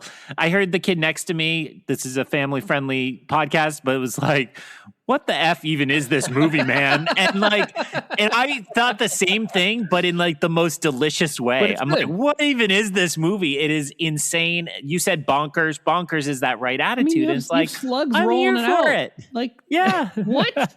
In a tree of life, basically. Replace Animal Kingdom. We should just replace that with Nal Hutta. Forget the Utopia takeover. There's some Avatar rocks kind of around too. I thought those kind of hanging. Yeah. So you have an army of droids hunting down and a bunch of snake. What are they called? The Armani? Is that I always learned it as Amon, but the Amani must be the species name they're going with now. But I think maybe the guy, there's one of them in Jabba's palace, right? Yes, exactly. And they do the rolling thing from Clone Wars where you're like, wait, they inspire the droidicas? Like, what is this? It's so cool. It's so cool. Who's to say?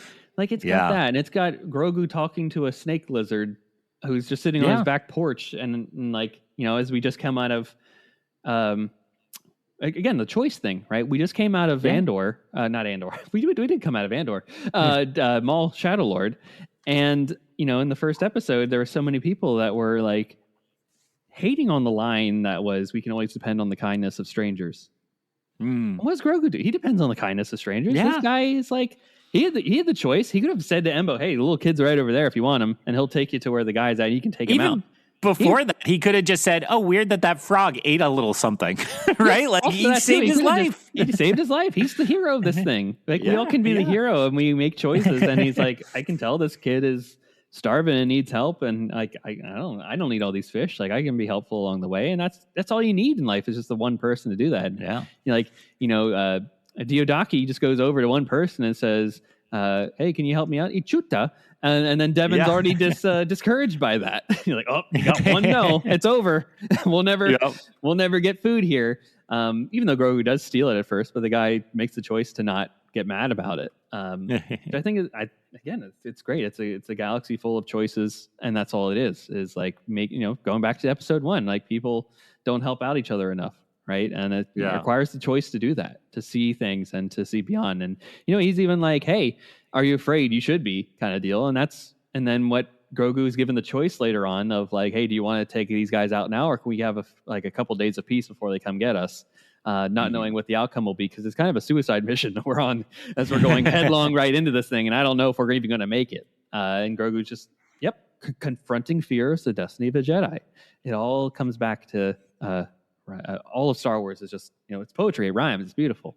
All the themes are just there if you want to engage with it. And I think this film does it amidst all of the weirdness of Rada just falling on people and flattening them in the gladiator ring. And I don't know about you, Greg, but I loved the Martin Scorsese part.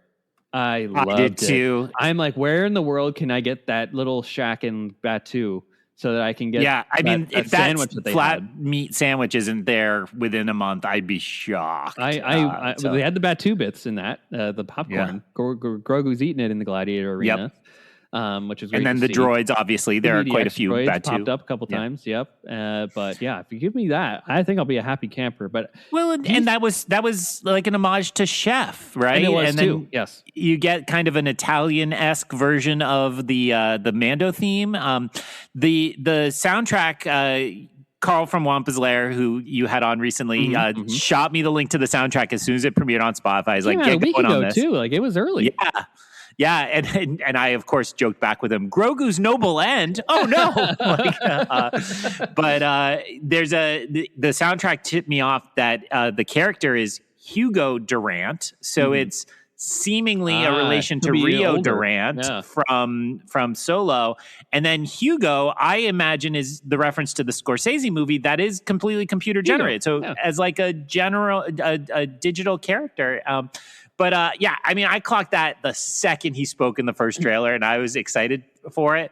And then in that questionable opening credit sequence, you just see Martin Scorsese as a cast member. You're like, I'm done. Like, I'm so... I can't wait till I have a try not physical to media use version all of the- this. Yeah, so I can take a picture of that and just like frame it. I'm not into always using the internet parlance, but I was like, we're so back. Like, we're here. We've we're never been living. more back, folks. Yeah. Do you think Martin was... do you think he just did the voice, or was he on set and did... some mocap. Mocap? Because there I was think that he sequence there where he's like, I don't know, could be. Because after watching 6 hours of that documentary, I feel like I know all of his Martyisms. Yeah. And that's one of them. Absolutely. I would guess it was probably just voice, but that the animators really tried to kind of invoke They too him. watched all 6 hours and just dove into I it. loved that documentary. And I love Marty and you know, people who are younger in your audience may not know, Marty and George are good pals. Very like good they pals. came up together, Very good and pals. Marcia, you know, worked on some really important Marty many. movies. And so it's like, it's great that they're back kind of in the swing of things. You pointed me towards the great book that came out this year that is Coppola, Spielberg, and Lucas.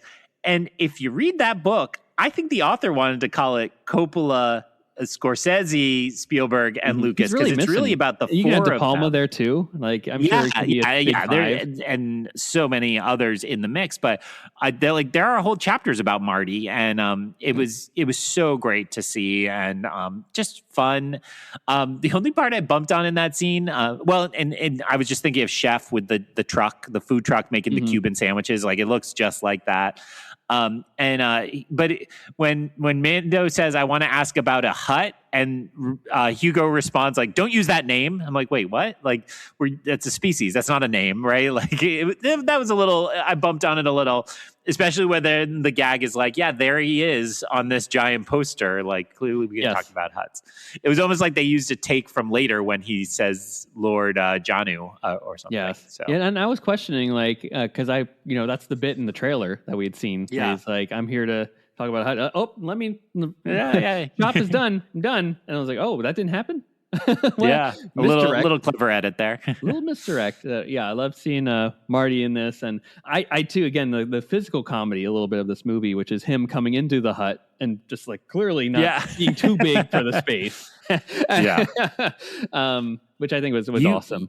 You should pitch Disney that you get to run that food booth in Disney Springs and just make flat meat sandwiches. I think that's Favreau's call. Like it sounds like he wants this. Maybe he was soft launching the crew there. He's like, it's all connected. He sees he goes to D23. That's where I got the picture of him walking by. I tried to get a selfie, but of course the phone messed up, and I had to quickly pivot to him walking by as I told him he rocked John. But yeah, I think that's a really well done sequence. Good to have Marty in the fold here too.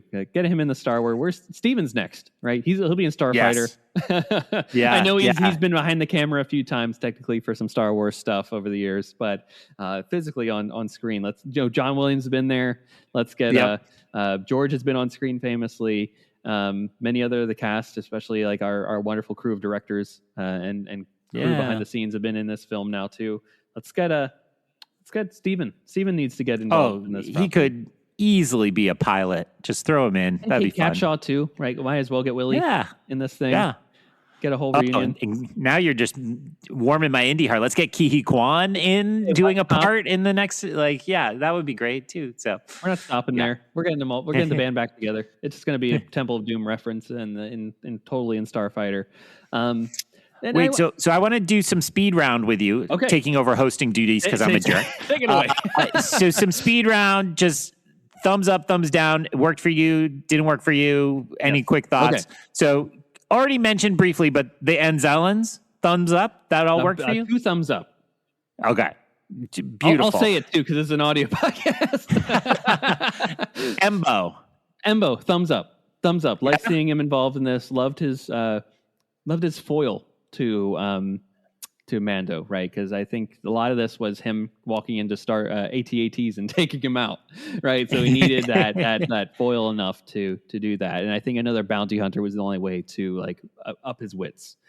So yeah, I think it was good and good enough, and served to that point later on that I said of like loyalty versus disloyalty that exists in this film. I'll just add, I think digital was the right way to go with him too. to avoid the kind of question it Cat either. Bane stuff, right? Like that happened when he appeared in Book of Boba Fett, where it's like his head's not the right shape and all So that. it should have been type of Cad stuff. Bane, is what you're saying, that popped up here. A live Cad Bane is what. Oh, this you're film- wading into a fight that Carl and I have because I love Cad Bane and Carl loves Embo deeply. So I think he's not here, so I'll say this openly. I think if you compare the two, I think Embo was much better executed than the return of Cad Bane was in Book of Boba Fett. I'll tell Carl as soon as we're off here. You've get a message spoiler, over you there seeded quick. this. But yeah, I again, it's like to that point of like, was this movie safe? And I'm like, how in the world is this movie not safe? Like this it's got slugs running around. It's got all these characters that are just unknown quantities from various Star Wars properties over the years that are thrown into the mix here of this soup that then becomes the movie that is The Mandalorian and Grogu, right? We don't even know Sigourney Weaver's name. It's just Colonel. I'm sure it's in the credits, but it's just like, hey, Colonel, will you flying up there? Like, oh, cool. We'll send us up there. I mean, you got the action figure, so I assume she has a full name. Colonel Ward, but Colonel you're right. Ward. I need to grab the action figure to know. I'm like, yeah, just Colonel. All right, cool. And they're just throwing the directors there as like background characters, and Zeb, right? And it doesn't. I don't think is Zeb even named in this. Like maybe once, maybe Zeb is, but I don't think they get his last name. I mean, it's like Zeb from Star Wars Rebels. yeah. Zeb from the Ghost Crew. Like this film is not safe at all. And just because it doesn't include Thrawn or like Maul popping in at the end, like this is full of both emotional canon and just like, hey, let's see if like we can get away with this kind of deal. Because I think Fuzzball from Captain EO from also from Skeleton Crew is in like those bird in one of the cages in the salt bar.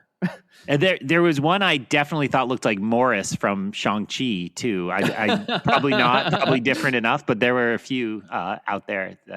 Well, my last one on the speed round was Sigourney Weaver. I will say, because I think you just voiced your approval. I wish she was given a little more. I would have taken a lot, but I mean, why I have that action figure is I'm like, this is Sigourney Weaver in a Rebel pilot outfit. Like, come on. Add to the repertoire of let's get these legends in Star Wars. Yeah. And much like Scorsese, let's get her in there too. I think I'm stealing this from Your Angel B, I believe is who posted this, which is she's one of the co-hosts of Tarkin's Top Shelf, great Star Wars book podcast, pointed out Sigourney Weaver is like the same age as Leia. So tell us that story about how it's kind of like when Laura Dern shows up and is clearly an old friend of Leia's. Yeah. Like, throw in Sigourney Weaver's Colonel Ward, as we all remember, into that mix. And it's like, did she see propaganda of Leia and join up? Was she in it from the beginning? Like, absolutely beautiful. Well, I'm glad that it's a character too that is new, that isn't like, I forget who's the Y-wing pilot that survives the Death Star, that appears in various forms of canon throughout them. Yeah, come on, EyeOnCanon. Tyree? Is it the second one? I don't have it. Doesn't matter, but it's like it wasn't her, right? Yeah. Deal. Like, or it's not this character that just appeared, and it does offer up the tip of the iceberg of Star Wars, which is like, all right, well, what is this character's backstory? Where were they at Endor? Where were they beforehand? Were they? And I mean, I have to imagine Rangers of the New Republic would have been set at this base. Give me that show still. Can we pay Sigourney Weaver to do TV now? Right. Like, other people let's can do be it. involved in that forget. Yeah, absolutely. And I just want to shout out. It took me till the second viewing to confirm there was a B-wing. I love B-wings. B-wings are my favorite, and there was a B-wing parked there. I don't think it got in the action. But they also wove in the U-wing, X-wing, Y-wing, the whole squadron. The U-wing doesn't belong there, right? The U-wing is so much newer than those ships, and yet I never for a second questioned like that. And that's the beauty, like you said, of viewing it all as one big story. Yeah, we didn't have U-wings in A New Hope and Return of the Jedi because they weren't invented yet, but they're around and they're here. And Zeb flying a U-wing is awesome. So more of that, please. So I guess I'm curious, what did you think? First off, I guess, did you see the Clone Wars movie in 2008? I did, and it just did surprisingly well in our Star Wars ranking. Fair enough. Hey, I'm glad it did. What did you think of Rada then? Like, was Stinky your a favorite, or were you just like, all right, good enough?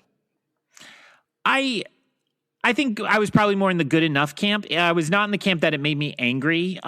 People, I mean, again, internet chuds were like incensed at the time that Ahsoka called him Stinky and this was too goofy and so on. He's a MacGuffin in that movie, right? And so I liked the idea that Jabba had a son. There was a lot of Legends canon about how Hutts are asexual, I think is the right term, where they when a Hutt decides to have offspring, it impregnates itself and changes its gender and then gives birth and then returns to its former gender if it switched gender. Like, so I don't even know how you classify all of that, but you know what? Somebody runs up and lifts up the skirts of all the Hutts. I'm channeling Goldblum, yes. But so that was all really weird. But it was kind of fun that Rada showed up. I kind of never thought about Rada again, and I was going to say, didn't really mind. Well, if you told 2008 Greg that you almost 20 years later would see buff Rada and as the second lead in a big movie, Star Wars returned to cinema after a big break, would you have believed yourself? Never. And never that he'd be a beefcake either within that. And, you know, I actually think the digital model looked pretty good. Like we're not in, we're not in special edition Jabba territory. Like he fit into the spaces. I think it's probably an understatement. You know, when you get the Mando art books and you see that they went through like 100 baby Yodas till they found the one that's perfect. I feel like there's 100 versions of trying to do this beefcake Hutt, and they found one that totally works.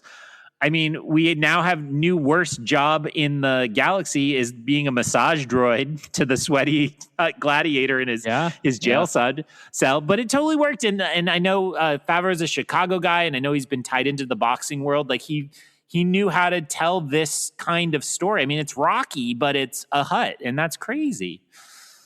Would have never believed it.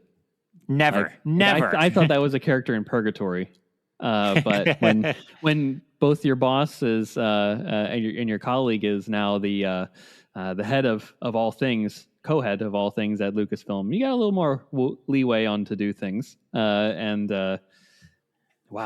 Can you imagine pitching Jeremy Allen White on multi Emmy and Golden Globe winner, probably future Oscar winner of some sort. Probably. And so Jeremy, you just finished playing Bruce Springsteen. Here's an idea.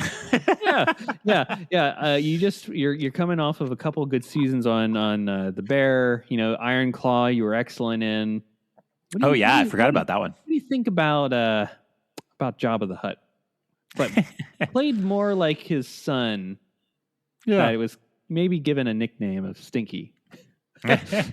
in a film that most people probably didn't even see in the theater, and then two of those probably were like, "What?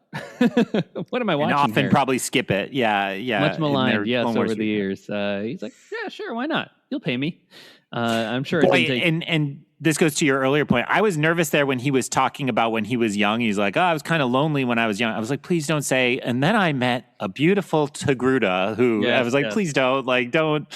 And they didn't. They just left it there. I would count that and the Djarik monsters. They hung a little more of a lantern on the Djarik than I expected them to. I kind of wanted it to just be the the monsters, but even the floor Yeah, was you the don't, board. you don't want to see the floor. Yeah, I was like, all right. Like so both of those are kind of fan servicey moments. One more I'd throw into that. Well, and I mean that positively. Sorry, that gets used as a cudgel as well.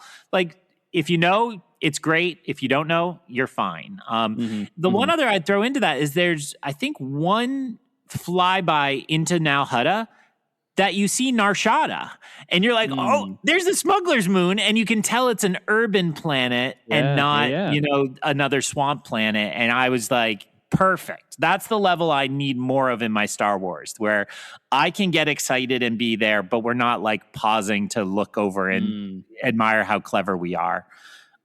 Boy, going after George Lucas's hearts with all the ship taking off and landings. Yes. This, other than Revenge of the Sith, it might be this one. I was going to say, in the screen wipes, the various transitions was very much George that they kind of gone away from. And boy, I was like, hey, we'll do it. You mentioned that there were some things that didn't work for you, and I'm just curious. Like, I think a lot of work for me here. I don't know if you think aside from the credits, which wasn't like my big forte. Was there anything else that like didn't tip your fancy on this that you're maybe some processing with?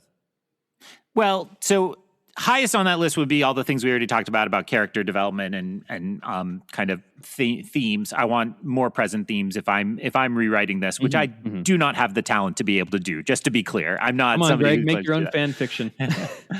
And then I don't think Embo was a complete thumbs up for me. Okay. I get that we needed to put Mando into peril, but it's just never been a character to me. And I say this with all due respect. I know people love this character, one of which is Carl. And if he listens to this, I'm so sorry, buddy. But to me, Embo has always read like, back to the Simpsons references, Poochie the dog. Like, hey, here's a totally rad character that you should be into. He's got a big hat, and he can use the hat as a snowboard, and he's got a wolf. Like, yeah, he's totally ship extreme. Looks like the hat too. Yeah. So it's just never been a character I've been attached to. And then he just, I don't know, it's something about the like, just I'm here and I'm like crazy good at fighting, but then when the plot requires, I'll just walk away. The moment where he throws a smoke bomb and then just books it out of the house, like it works because it's like a lure to get him to go walk on the traps and so on. But it's like so bizarre. It reminds me of Get Out. There's the moment where Daniel Kaluuya is out in the woods and somebody just runs by him. Yeah. It's kind of like that. It's like, you're like, what? Like, what? What just happened? So it felt a little like that. And then, again, it works with the loyalty theme that at the end he's like, well, if the Hutts are dead, I don't need to I don't need to save them. I don't need to do this. So he just wanders off. But it kind of felt like almost like a James Bond type, like the guy who throws his shoe or something, like one of those. Or I think I just could have mixed thrown James his hat Bond too. and Yeah, Austin Powers. That's the other one. Yeah. So Embo didn't totally work for me, and I think they leaned a little too hard into the Ancellans for my take. Generally liked them. Too hard. I like the little joke. I like the joke about the spaceship, except they gave away the punchline. Well, so I think they really could have figured out a way to shoot their little spaceship so that we didn't know it was little until Mando got back to it. And again, I love that shot of the puppets in there, and so you would lose that, and that's the cost, I think. Yeah. But if we just thought they blasted in and snuck in and did all this stuff, and then Mando runs up to jump in, and it's tiny, and he's like, oh, that could have really hit hard. And the chew toy stuff was a little silly. Squirrel too in the big battle at the end. Oh yeah. But I think that's my list. I mean, I kind of loved everything else. It's just silly fun.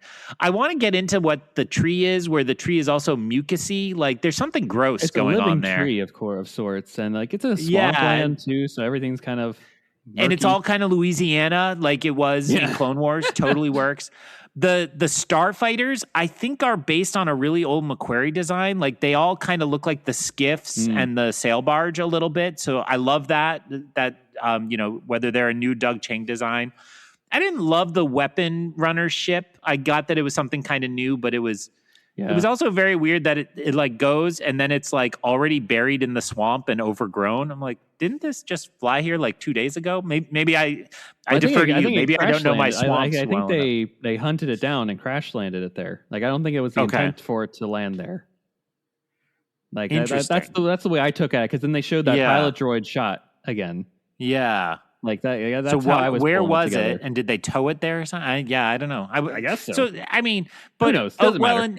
And we praised so many of the effects. I will say I got really nervous at the beginning because there's the shot that was in the trailer of the first AT-AT crashing. Mm-hmm. That CG doesn't look good to me. And I don't often have an eye for that.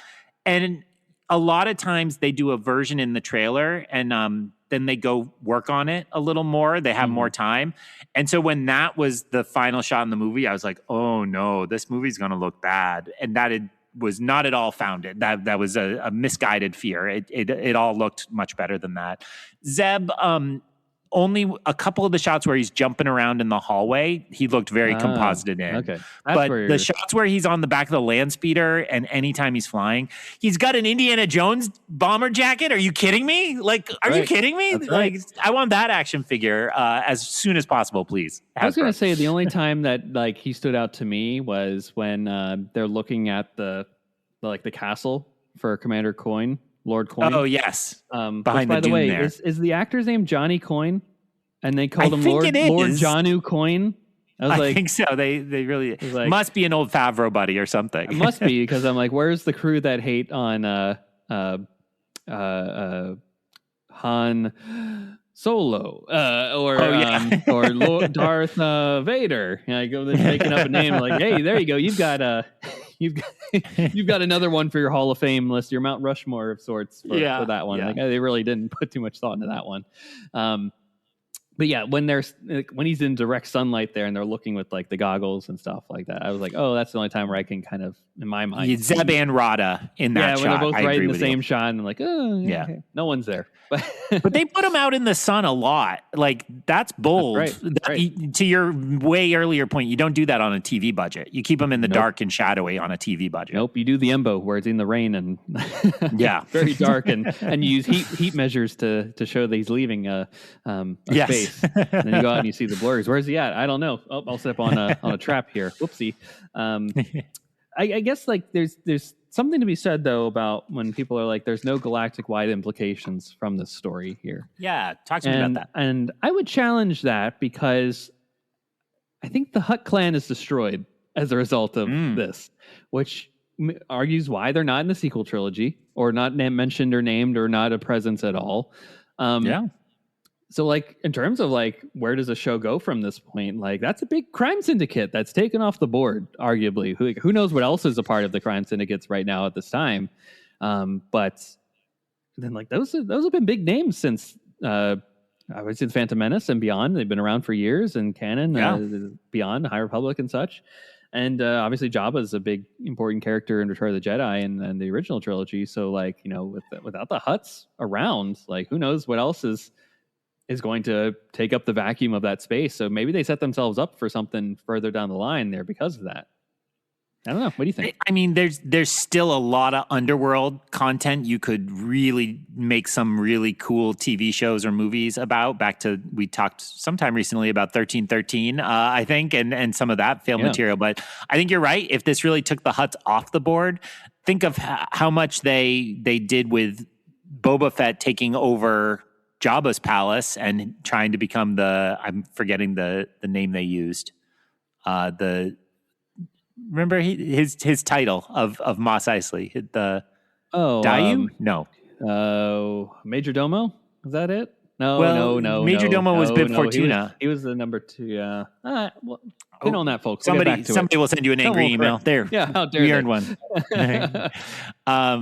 Yes, but and then like the Pikes are kind of on their back foot after that fight. And where's Crimson Dawn? Where's Black Sun? The droid Gatra, as I said, I've been excited about for a very long time. And they finally, it felt like they were imminently going to come up. And I know the Solo script had the 5 syndicates. And so like there's just a lot of material there for some great comics, books, or shows and movies. So that's pretty exciting.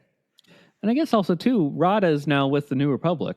So like, do you think we see more Rada content? Do you think he's maybe the win of this show? Is like, it seems like a lot of people are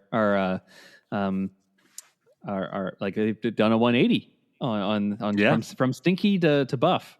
You know, he's what workout routine has he done to get so? Oh, there's an Old muscular. Spice ad in that. I'm sure there is. They missed out on opportunity here. Like They definitely missed out on some advertising for this thing through that. Forget the Clydesdales. It really should have been an Old Spice Super Bowl commercial. Yeah. With Rada the Hut. In the Terry Crews part. Exactly. Yeah. So do you think he pops up in other Mando? Like, is he in Ahsoka? Is he in? So you're getting me to my one wish. With all my love for everybody at Lucasfilm and at the creative team behind this and everything else we love, my one wish for them is that Lucasfilm headquarters gets an internet outage right now that they never recover from. Because I think the biggest mistake that could happen right now is doing what you did after Last Jedi, looking at the discourse, looking at the online, and like losing your mind because you've scared all the worst people who are the loudest on the internet. So my wish is that I think whether we see Rada again is going to depend a huge amount on if he gets memed and made fun of over the next 2 weeks, or if people are like, yeah, it works. Right? Somehow it works. And I just wish, my wish for Lucasfilm all along has been tune out, tell your stories. Do the George Lucas. George Lucas taught us he made the prequels exactly how he wanted to make them. That's right. And he let culture catch up with him. And he was 100% vindicated. And I think Star Wars needs to do more of that and to stop listening to the internet. I think Episode 9 could have been a much better movie if they just done a set of storytelling choices and not cared what other people said. So I hope we see Rada again. I think it'd be fun. There are logistical problems there. You could make him, he could be bartender at that bar, or, an information broker.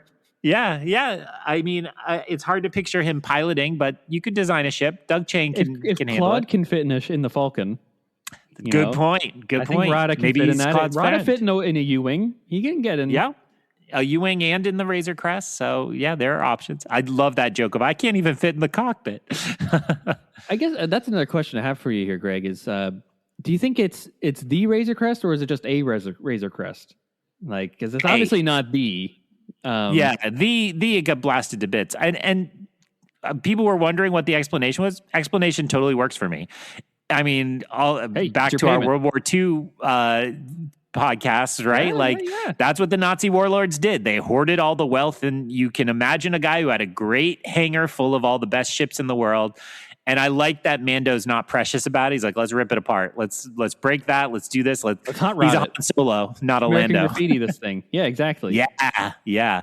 And it does have the yellow to that point, right? Like that yellow is a George color, and so it works. So I like that we get love both. that it's back and here for it. There are credits for John Knoll leading the ILM model initiatives. So I think we're seeing a lot of practical model again, like he did in his garage for season 1. And I'm sure we did. Here for it. It's just better tech. It works now. They've learned. Yeah. All of it. Same as we were talking about the Gladiator. And it's so great. And it looks good.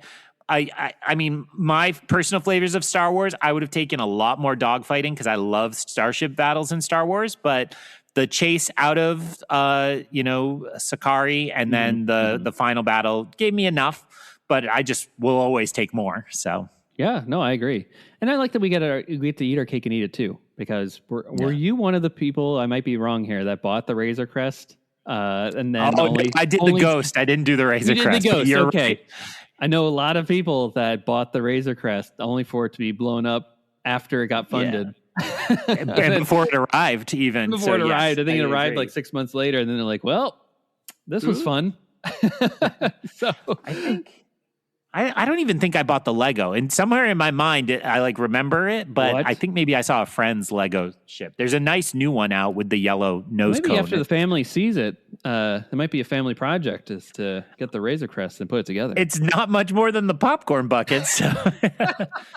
When I had a Target put out all the Lego too early, and I was like, I could grab one of these. The one that shocked me was the Anzellan ship, because it's like 75, and now knowing that it's so little, I think the ship is to scale with the kind of mini minifigs. But like, no, thank you. Like, 75 used to be like the Millennium Falcon, like the really top tier, and now, hey, it's not Lego's fault. Plastic's expensive, Lego's expensive, importing, so Legoflation. It's just getting nuts out there. And folks, this is why elections matter. PSA here from Force Ghost Conversations. Make sure you vote. Back to George Lucas knowing that tariffs were the power. George knew all the way back then that corporations can be treated like governments and have seats at the table, and the oligarchs can really take control. And through that, what can come from that level of distortion? And when a society doesn't believe in itself, what comes to the forefront is the person who offers easy solutions to complex problems without actually giving you how they're going to do it. And then when they do give you the answer on how they do it, you're like, I don't know about that. But then there's a subset of audience that are like, oh, that's right up my alley. Anywho, that is a fairy tale. Star Wars is a fairy tale, Greg. It doesn't happen in real life at all. None of it. Never. Total escapism. Never. No politics in it. Never will they intertwine. Keep your politics out of my Star Wars. How dare you? It's too woke. No, keep the wokeness out of my Star Wars, as they say. But speaking of it's like Mandalorian and Grogu, most woke film of all time. I digress. This has been a fun look at Mandalorian and Grogu. Greg, is there anything else that you wanted to note before we close up shop here today? Just a little note that they did some really un-Star Wars-y camera moves here. I'm thinking particularly the POV shots. One from the mouse droid, which I thought was some tracking awesome. shots too. I thought, were un-Star right Wars past Mando fighting like it was no big deal, and totally worked in as a part of that sequence. We got Embo's POV as he ran up and jumped on top of the cabin. I actually thought it was the wolf at first, but it was Embo, as it turned out. And there was one more kind of like that. Un-Star Warsy, right? George Lucas traditionally would just put a camera somewhere and shoot documentary style, and the camera doesn't move, you just walk past it. But totally worked. I thought they were channeling the Daredevil hallway fights a couple times, moving a camera through. Sure.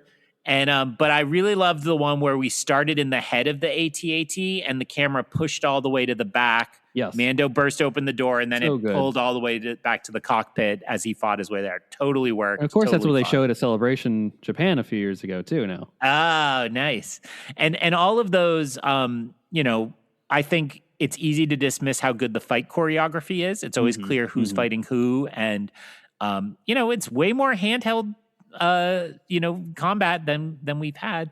And I think we've finally got our Star Wars feature film without a lightsaber in it. This would be the first one. This will be the first ever. One. First ever. You thought it might have been Solo, but it turns out we came so close. But and that's pretty cool. And I think, I will say what this felt to me, and again, I mean this in a positive way, not dismissively. This felt like the victory lap. And those scenes you've referenced where all the creatives are sitting around a table in the bar, and it's like, these people worked really hard to do something that was really difficult, and they nailed it. And more difficult by a pandemic. Yes, absolutely. And so it was a gargantuan effort, and it's easy in hindsight to say, of course, Mando worked, but it was a big risk. I just rewatched the first couple episodes with my daughter. That first episode, you're like, this is the weirdest pilot of all time. Like, you don't get a main character really. You get a Baby Yoda, the blurgs, the walrus thing, the Brian Hussein gets eaten. on and on and on and on. It's like it doesn't make any sense, and yet it's brilliant, and it feels like Star Wars. And you and I have talked about many, many different film franchises where you come close, but you miss the spirit of it somehow. And I think this is a well-deserved victory lap that they figured it out. Favreau, to me, again, to the listeners who are still hanging out, he said, I want to take the ththings that influenced George. On the first couple seasons, it was the Westerns. This, it feels like it's the serials. Like you said, you can break this up. These could be little 15-minute, 20-minute things that showed before movies. And he nailed it, and it worked really well. And you know, while I stand by that, I don't think this will ever be in my top tier of Star Wars, I'm also going to defend it a lot in the next couple weeks, because this is not the abomination critics seem to think it is. It's light and it's superficial and fluffy, and that's okay. Sometimes Star Wars can be that. You got the other parts of the buffet, so go enjoy those. Or again, walk away if you need to. Your listeners aren't there. We're not talking to your listeners. They've already seen it already, probably. No, I guess the last question that I have, and this is with an eye towards the future on things, because I'm sure both Disney and Lucasfilm are looking at this film and how it will do at the box office. That's why I'm saying an eye towards the future on this one. But also, I think other studios are having this look at it too, which is we were such in a bottleneck during the pandemic and the streaming wars too, which also launched concurrently at the same time of, all right, we have all these properties and we'll give them IPs and we'll let's see what sticks and lands, and everything's getting a show now. Yeah. And now with this, they're like, hey, at least they've tried before. The Marvels being one, the Thunderbolts being another one. This is the third attempt roughly at saying, all right, let's elevate one of these things to the big screen. And, you know, do you think that this will be a seminal moment of it? Will it either be the nail in the coffin for, all right, everything is now stuck in streaming, or it's movie, and never will they intertwine? Or will this potentially be the way that they say, like, okay, everything should just be theatrical now because that's where we make the most money, and then we can just launch it on our streaming platforms later for the folks that didn't go see it in the theaters? Good question. And it also reminded me, Zeb says Mechnik, so we didn't even forget about Acolyte either. That's right. Just to throw that in. He does. I don't know why that popped into my mind while you were saying that. So my read on the Hollywood machine right now, which is always that of a person in Massachusetts, nowhere near Hollywood. Far away as possible. Yeah, basically as far as you can get and still be in the same country. I think the lesson every streaming company is figuring out is the best version of this is a hybrid between theatrical and home. Mm-hmm. That if you are just on streaming, you sometimes get that flashy arrival and then it disappears from the cultural conversation and you can't make as much money off of it. The best model of this seems to be something where a big company, whether it's the one that owns the streaming service or a different one, gives it a big push, gets it in theaters, puts the ads on TV, makes whatever money they can, and then slides it over to a streaming service to give it a nice long life. Mm-hmm. When a Netflix original movie arrives on the service on Thursday night and it's like, don't you want to watch Apex starring Charlize Theron? And you're like, what on earth is Apex? I've never heard of this thing. Don't we owe Charlize Theron more than this? This is like 2 weeks ago. And it just disappears and it doesn't matter. And it becomes really disposable. Yeah.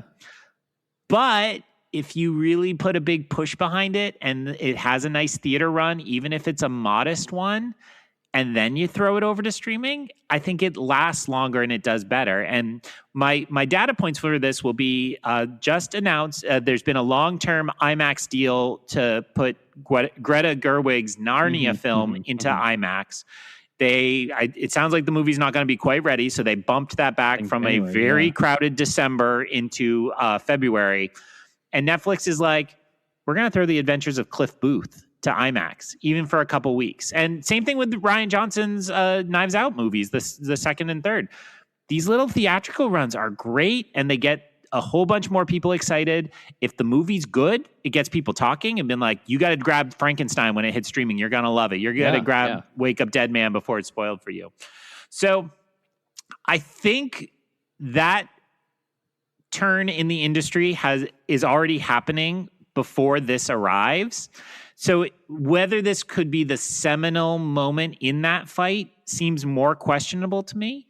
But I do think if the headlines on Monday morning are lowest grossing Star Wars movie opening of all time, there were some reports this week it's going to be challenging Solo for that, then I think you will see that Disney really tries to pivot their theatrical Star Wars strategy and does something closer to the like auteur, VistaVision, high format type of thing to get people to go see it on the big screen.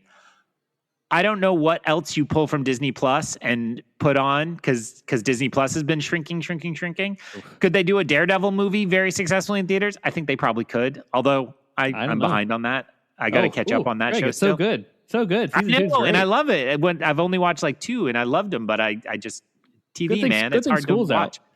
Yeah, good thing. I got nothing to do now.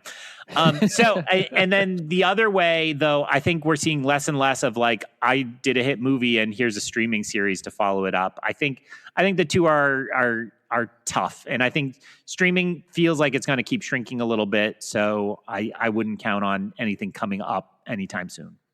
I don't think Skeleton Crew. The Filoni movie, maybe if this really tanks, then the Filoni movie won't become theatrical. It'll become a 6-episode limited series of, all our characters coming together. Still sure would like to see that Rey movie. Still sure would like to see that Rian Johnson trilogy. I'll even take Taika Waititi. Star Wars is great in the theater, and we should be... I think the problem before was that it was when they tried to do the 4 months. Give it to us once a year, but do the work behind the scenes to be ready for that. It's interesting you bring up the Taika because this is how I imagine his, in the vein of what his movie would be like, would be something similar to probably. Mandalorian and Grogu in tone. I think maybe a little more comedic and all that stuff, but that's kind of what I would imagine it being. So I like this, so sign me up is what I would say. Give me the Mangold movie. Can't forget our boy. Can't forget our guy. Dawn of the Already Jedi. Dial of Destiny once. Pause for my sound clip. Jen, can you drop that in? Jen, do you edit Anthony's show? Go on. Jen, if you would like to edit these episodes, feel free to reach out to...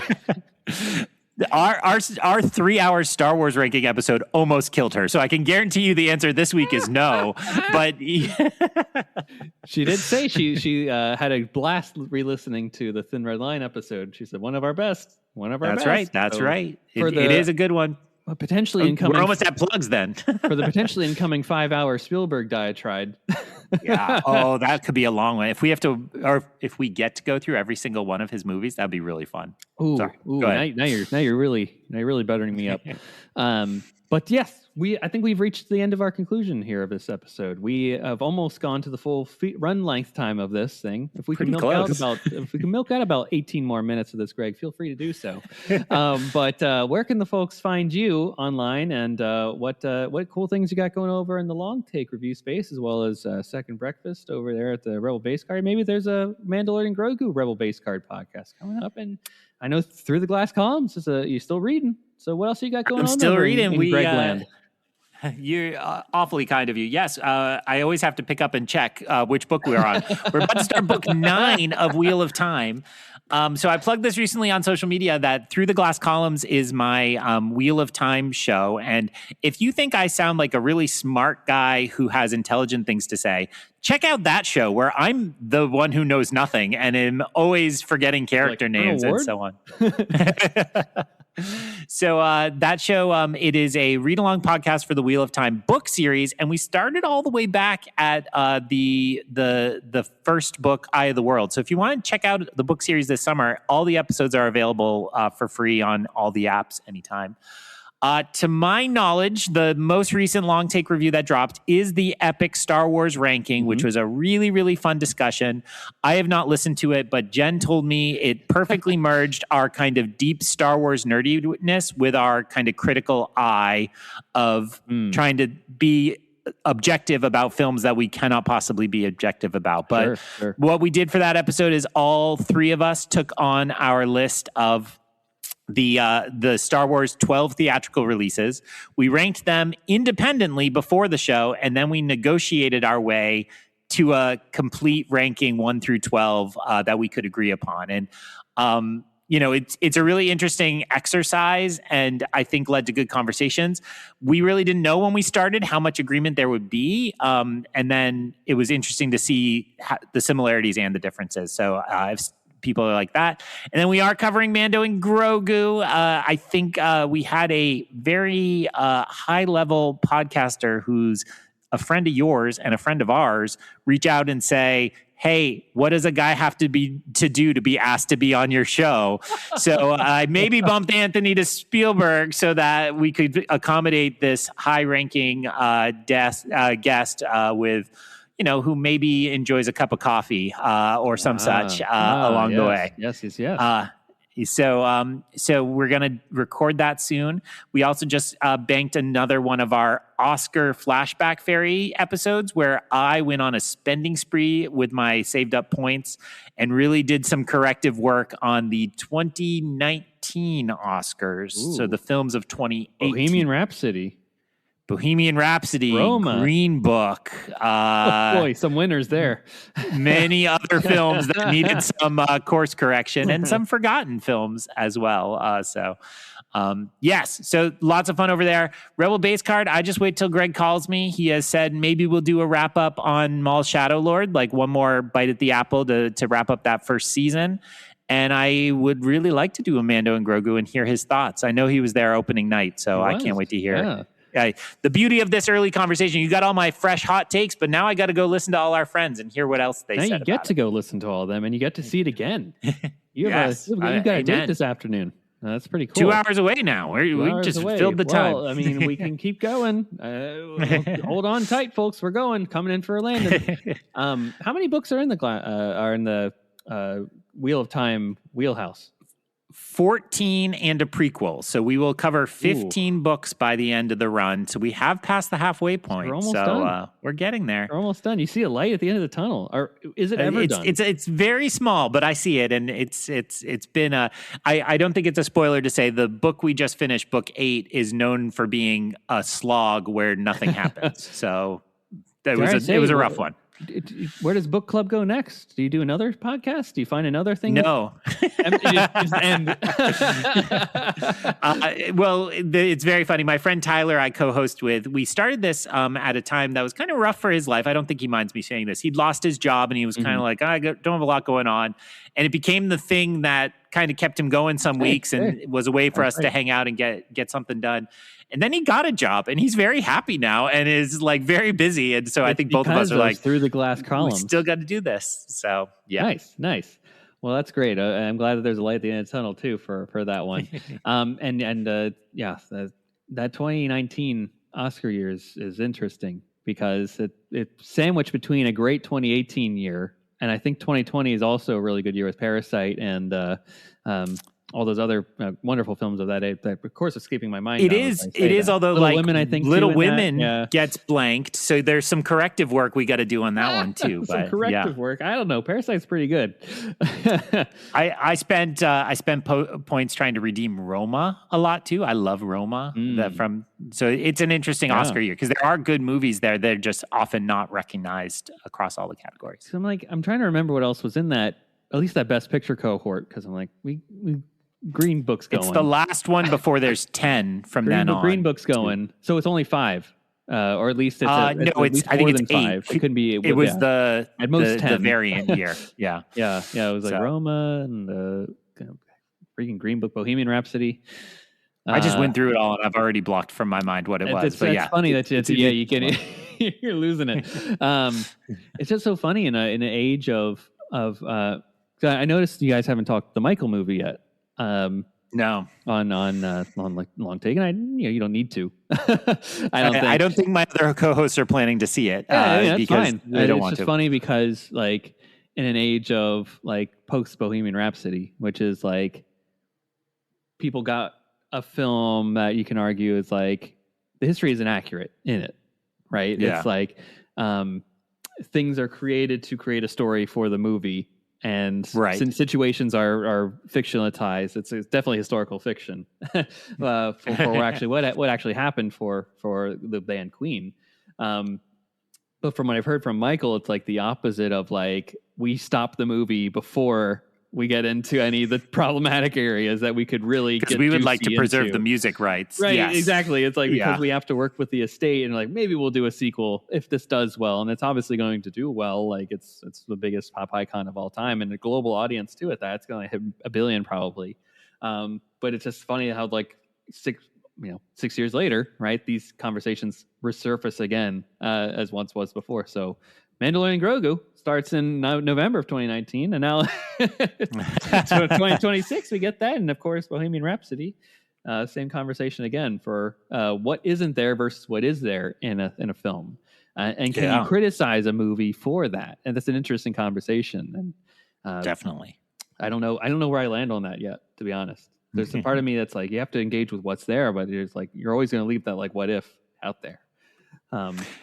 And I mean, we have to set aside the art. Like, what did the audiences want? What are they turning out for? They're turning out for the music. Like, they want to hear Smooth Criminal, and that's all you got to give them. They just wanted to hear a concert film, basically. Yeah, and, really. And sounds great. And the central performance in Michael, I think, as all critics have said, is pretty good. You know, for a really hard part, there's just this kind of morally bankrupt decision to like sidestep the really problematic all part. of like the things that, you know, make a character really interesting and juicy, right? Yeah. Like to firmly put down a like, here's where we stand on this kind of deal. Right. To completely diatribe that is like the safest option ever. Like, you know, people talk like, oh, is Mandalorian and Grogu a safe movie? And we've kind of thrown out the hogwash aside on that one. Michael might be safe, and I haven't seen it, but from the clips I've seen on TikTok of people posting 30 seconds here and there of it. They touches upon nothing on that. But hey, I heard Coleman Domingo's good in it too. Always a good time. He's going to be great in Disclosure Day. I can feel it. And that's ultimately what I was leading to, is like he set them up. And by the way, folks, if you are in the Orlando area, there is a wonderful Spielberg exhibit at Universal Studios right now, worth the price of admission alone.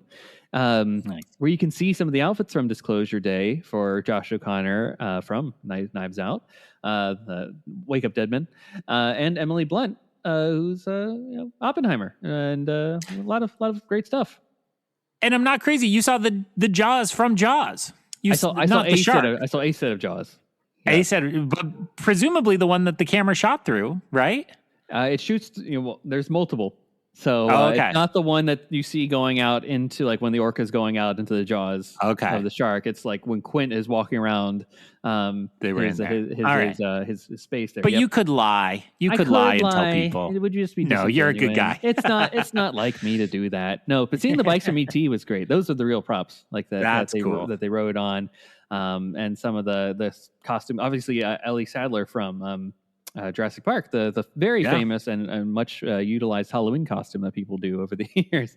That's true. For that is on display there as well. And E.T.'s finger, all this stuff is just apparently in Spielberg's house. Like, it's just like, on loan from Steven Spielberg. And I'm like, what does this man do in his spare time? He doesn't have spare time. He should build a museum. It should be in a museum. Apparently he gets like $3 for every ticket sold to Universal Studios, all their theme parks. So I'm like, wow, he just has stupid money. Like, there's no way. And you sent me, he shows up in the Marty documentary. There's a scene of Spielberg directing the other Marty. Yes. Martin Short. Martin Short. Sorry. The Martin Short documentary, where Martin Short is doing one of his characters and Tom Hanks is doing Forrest Gump, and they're both acting out Butch Cassidy and Sundance Kid. It's brilliant. As they're going to leap into a leap of faith into water, and Spielberg is filming it on his personal camera.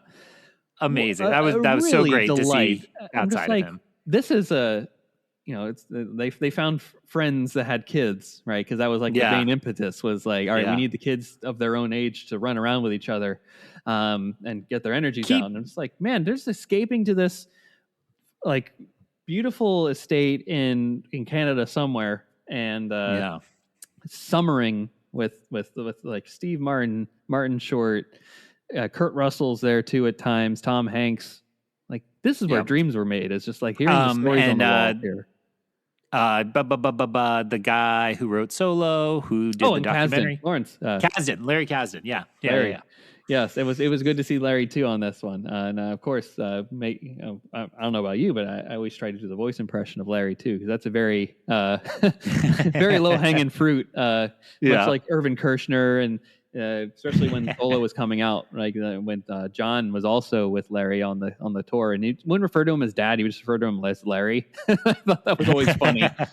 Oh, and when Larry and I wrote the script, they're like, "You mean when Dad and I wrote the script? What do you mean, Larry? I wouldn't refer to my dad as Jeff." Hey, when Jeff and I wrote the script here, we were having a blast and really wanted to incorporate Terrace Kasi, this PS1 game that I played up at the Martin Short Ranch up there. What a blast. Yeah. Truly a gem and delight. Go check out Marty. Life is Short. Life is Short. I was like, there's a pun there. Yeah, Marty, Life is Short on Netflix. And then on Apple TV, where you will also see Steven Spielberg, is the Martin Scorsese documentary. Yep. And then if you want to see more Spielberg, Disclosure Day, a couple weeks in June. Very soon. We got it's all the circle. And of course, what September, a time to be alive. September, what a time to be the alive. launch of Luke's Museum of Narrative Art. Everybody's doing something these days. Aside from you, Coppola, you're just parading around Megalopolis still. trying to make a buck on that thing. Yeah. Anywho, folks, that is our episode by our little diatribe here at the end. We've almost made the 2 hour, 12-minute runtime of the Mandalorian and Grogu. As when you put the introduction on, we'll be there. That's you got right. it. So. We'll supersede it. Yeah, I'll throw the little bumpers on and our ad at the beginning for Young and the George Lucas The Lost Golden Age documentary. So, folks, thank you for listening to our first look at The Mandalorian and Grogu. I hope you've seen it, because guess what? We're coming back with another 2 episodes the next couple of weeks here as we marinate with this more, as we see it more, as we have more things to talk about, as we hear other people talking about it. We see the online discourse. We will be engaging with this film over the next couple of weeks here. So I hope you stick with us as we go along this journey here. And until then, may the Force be with you. Take care. Thank you.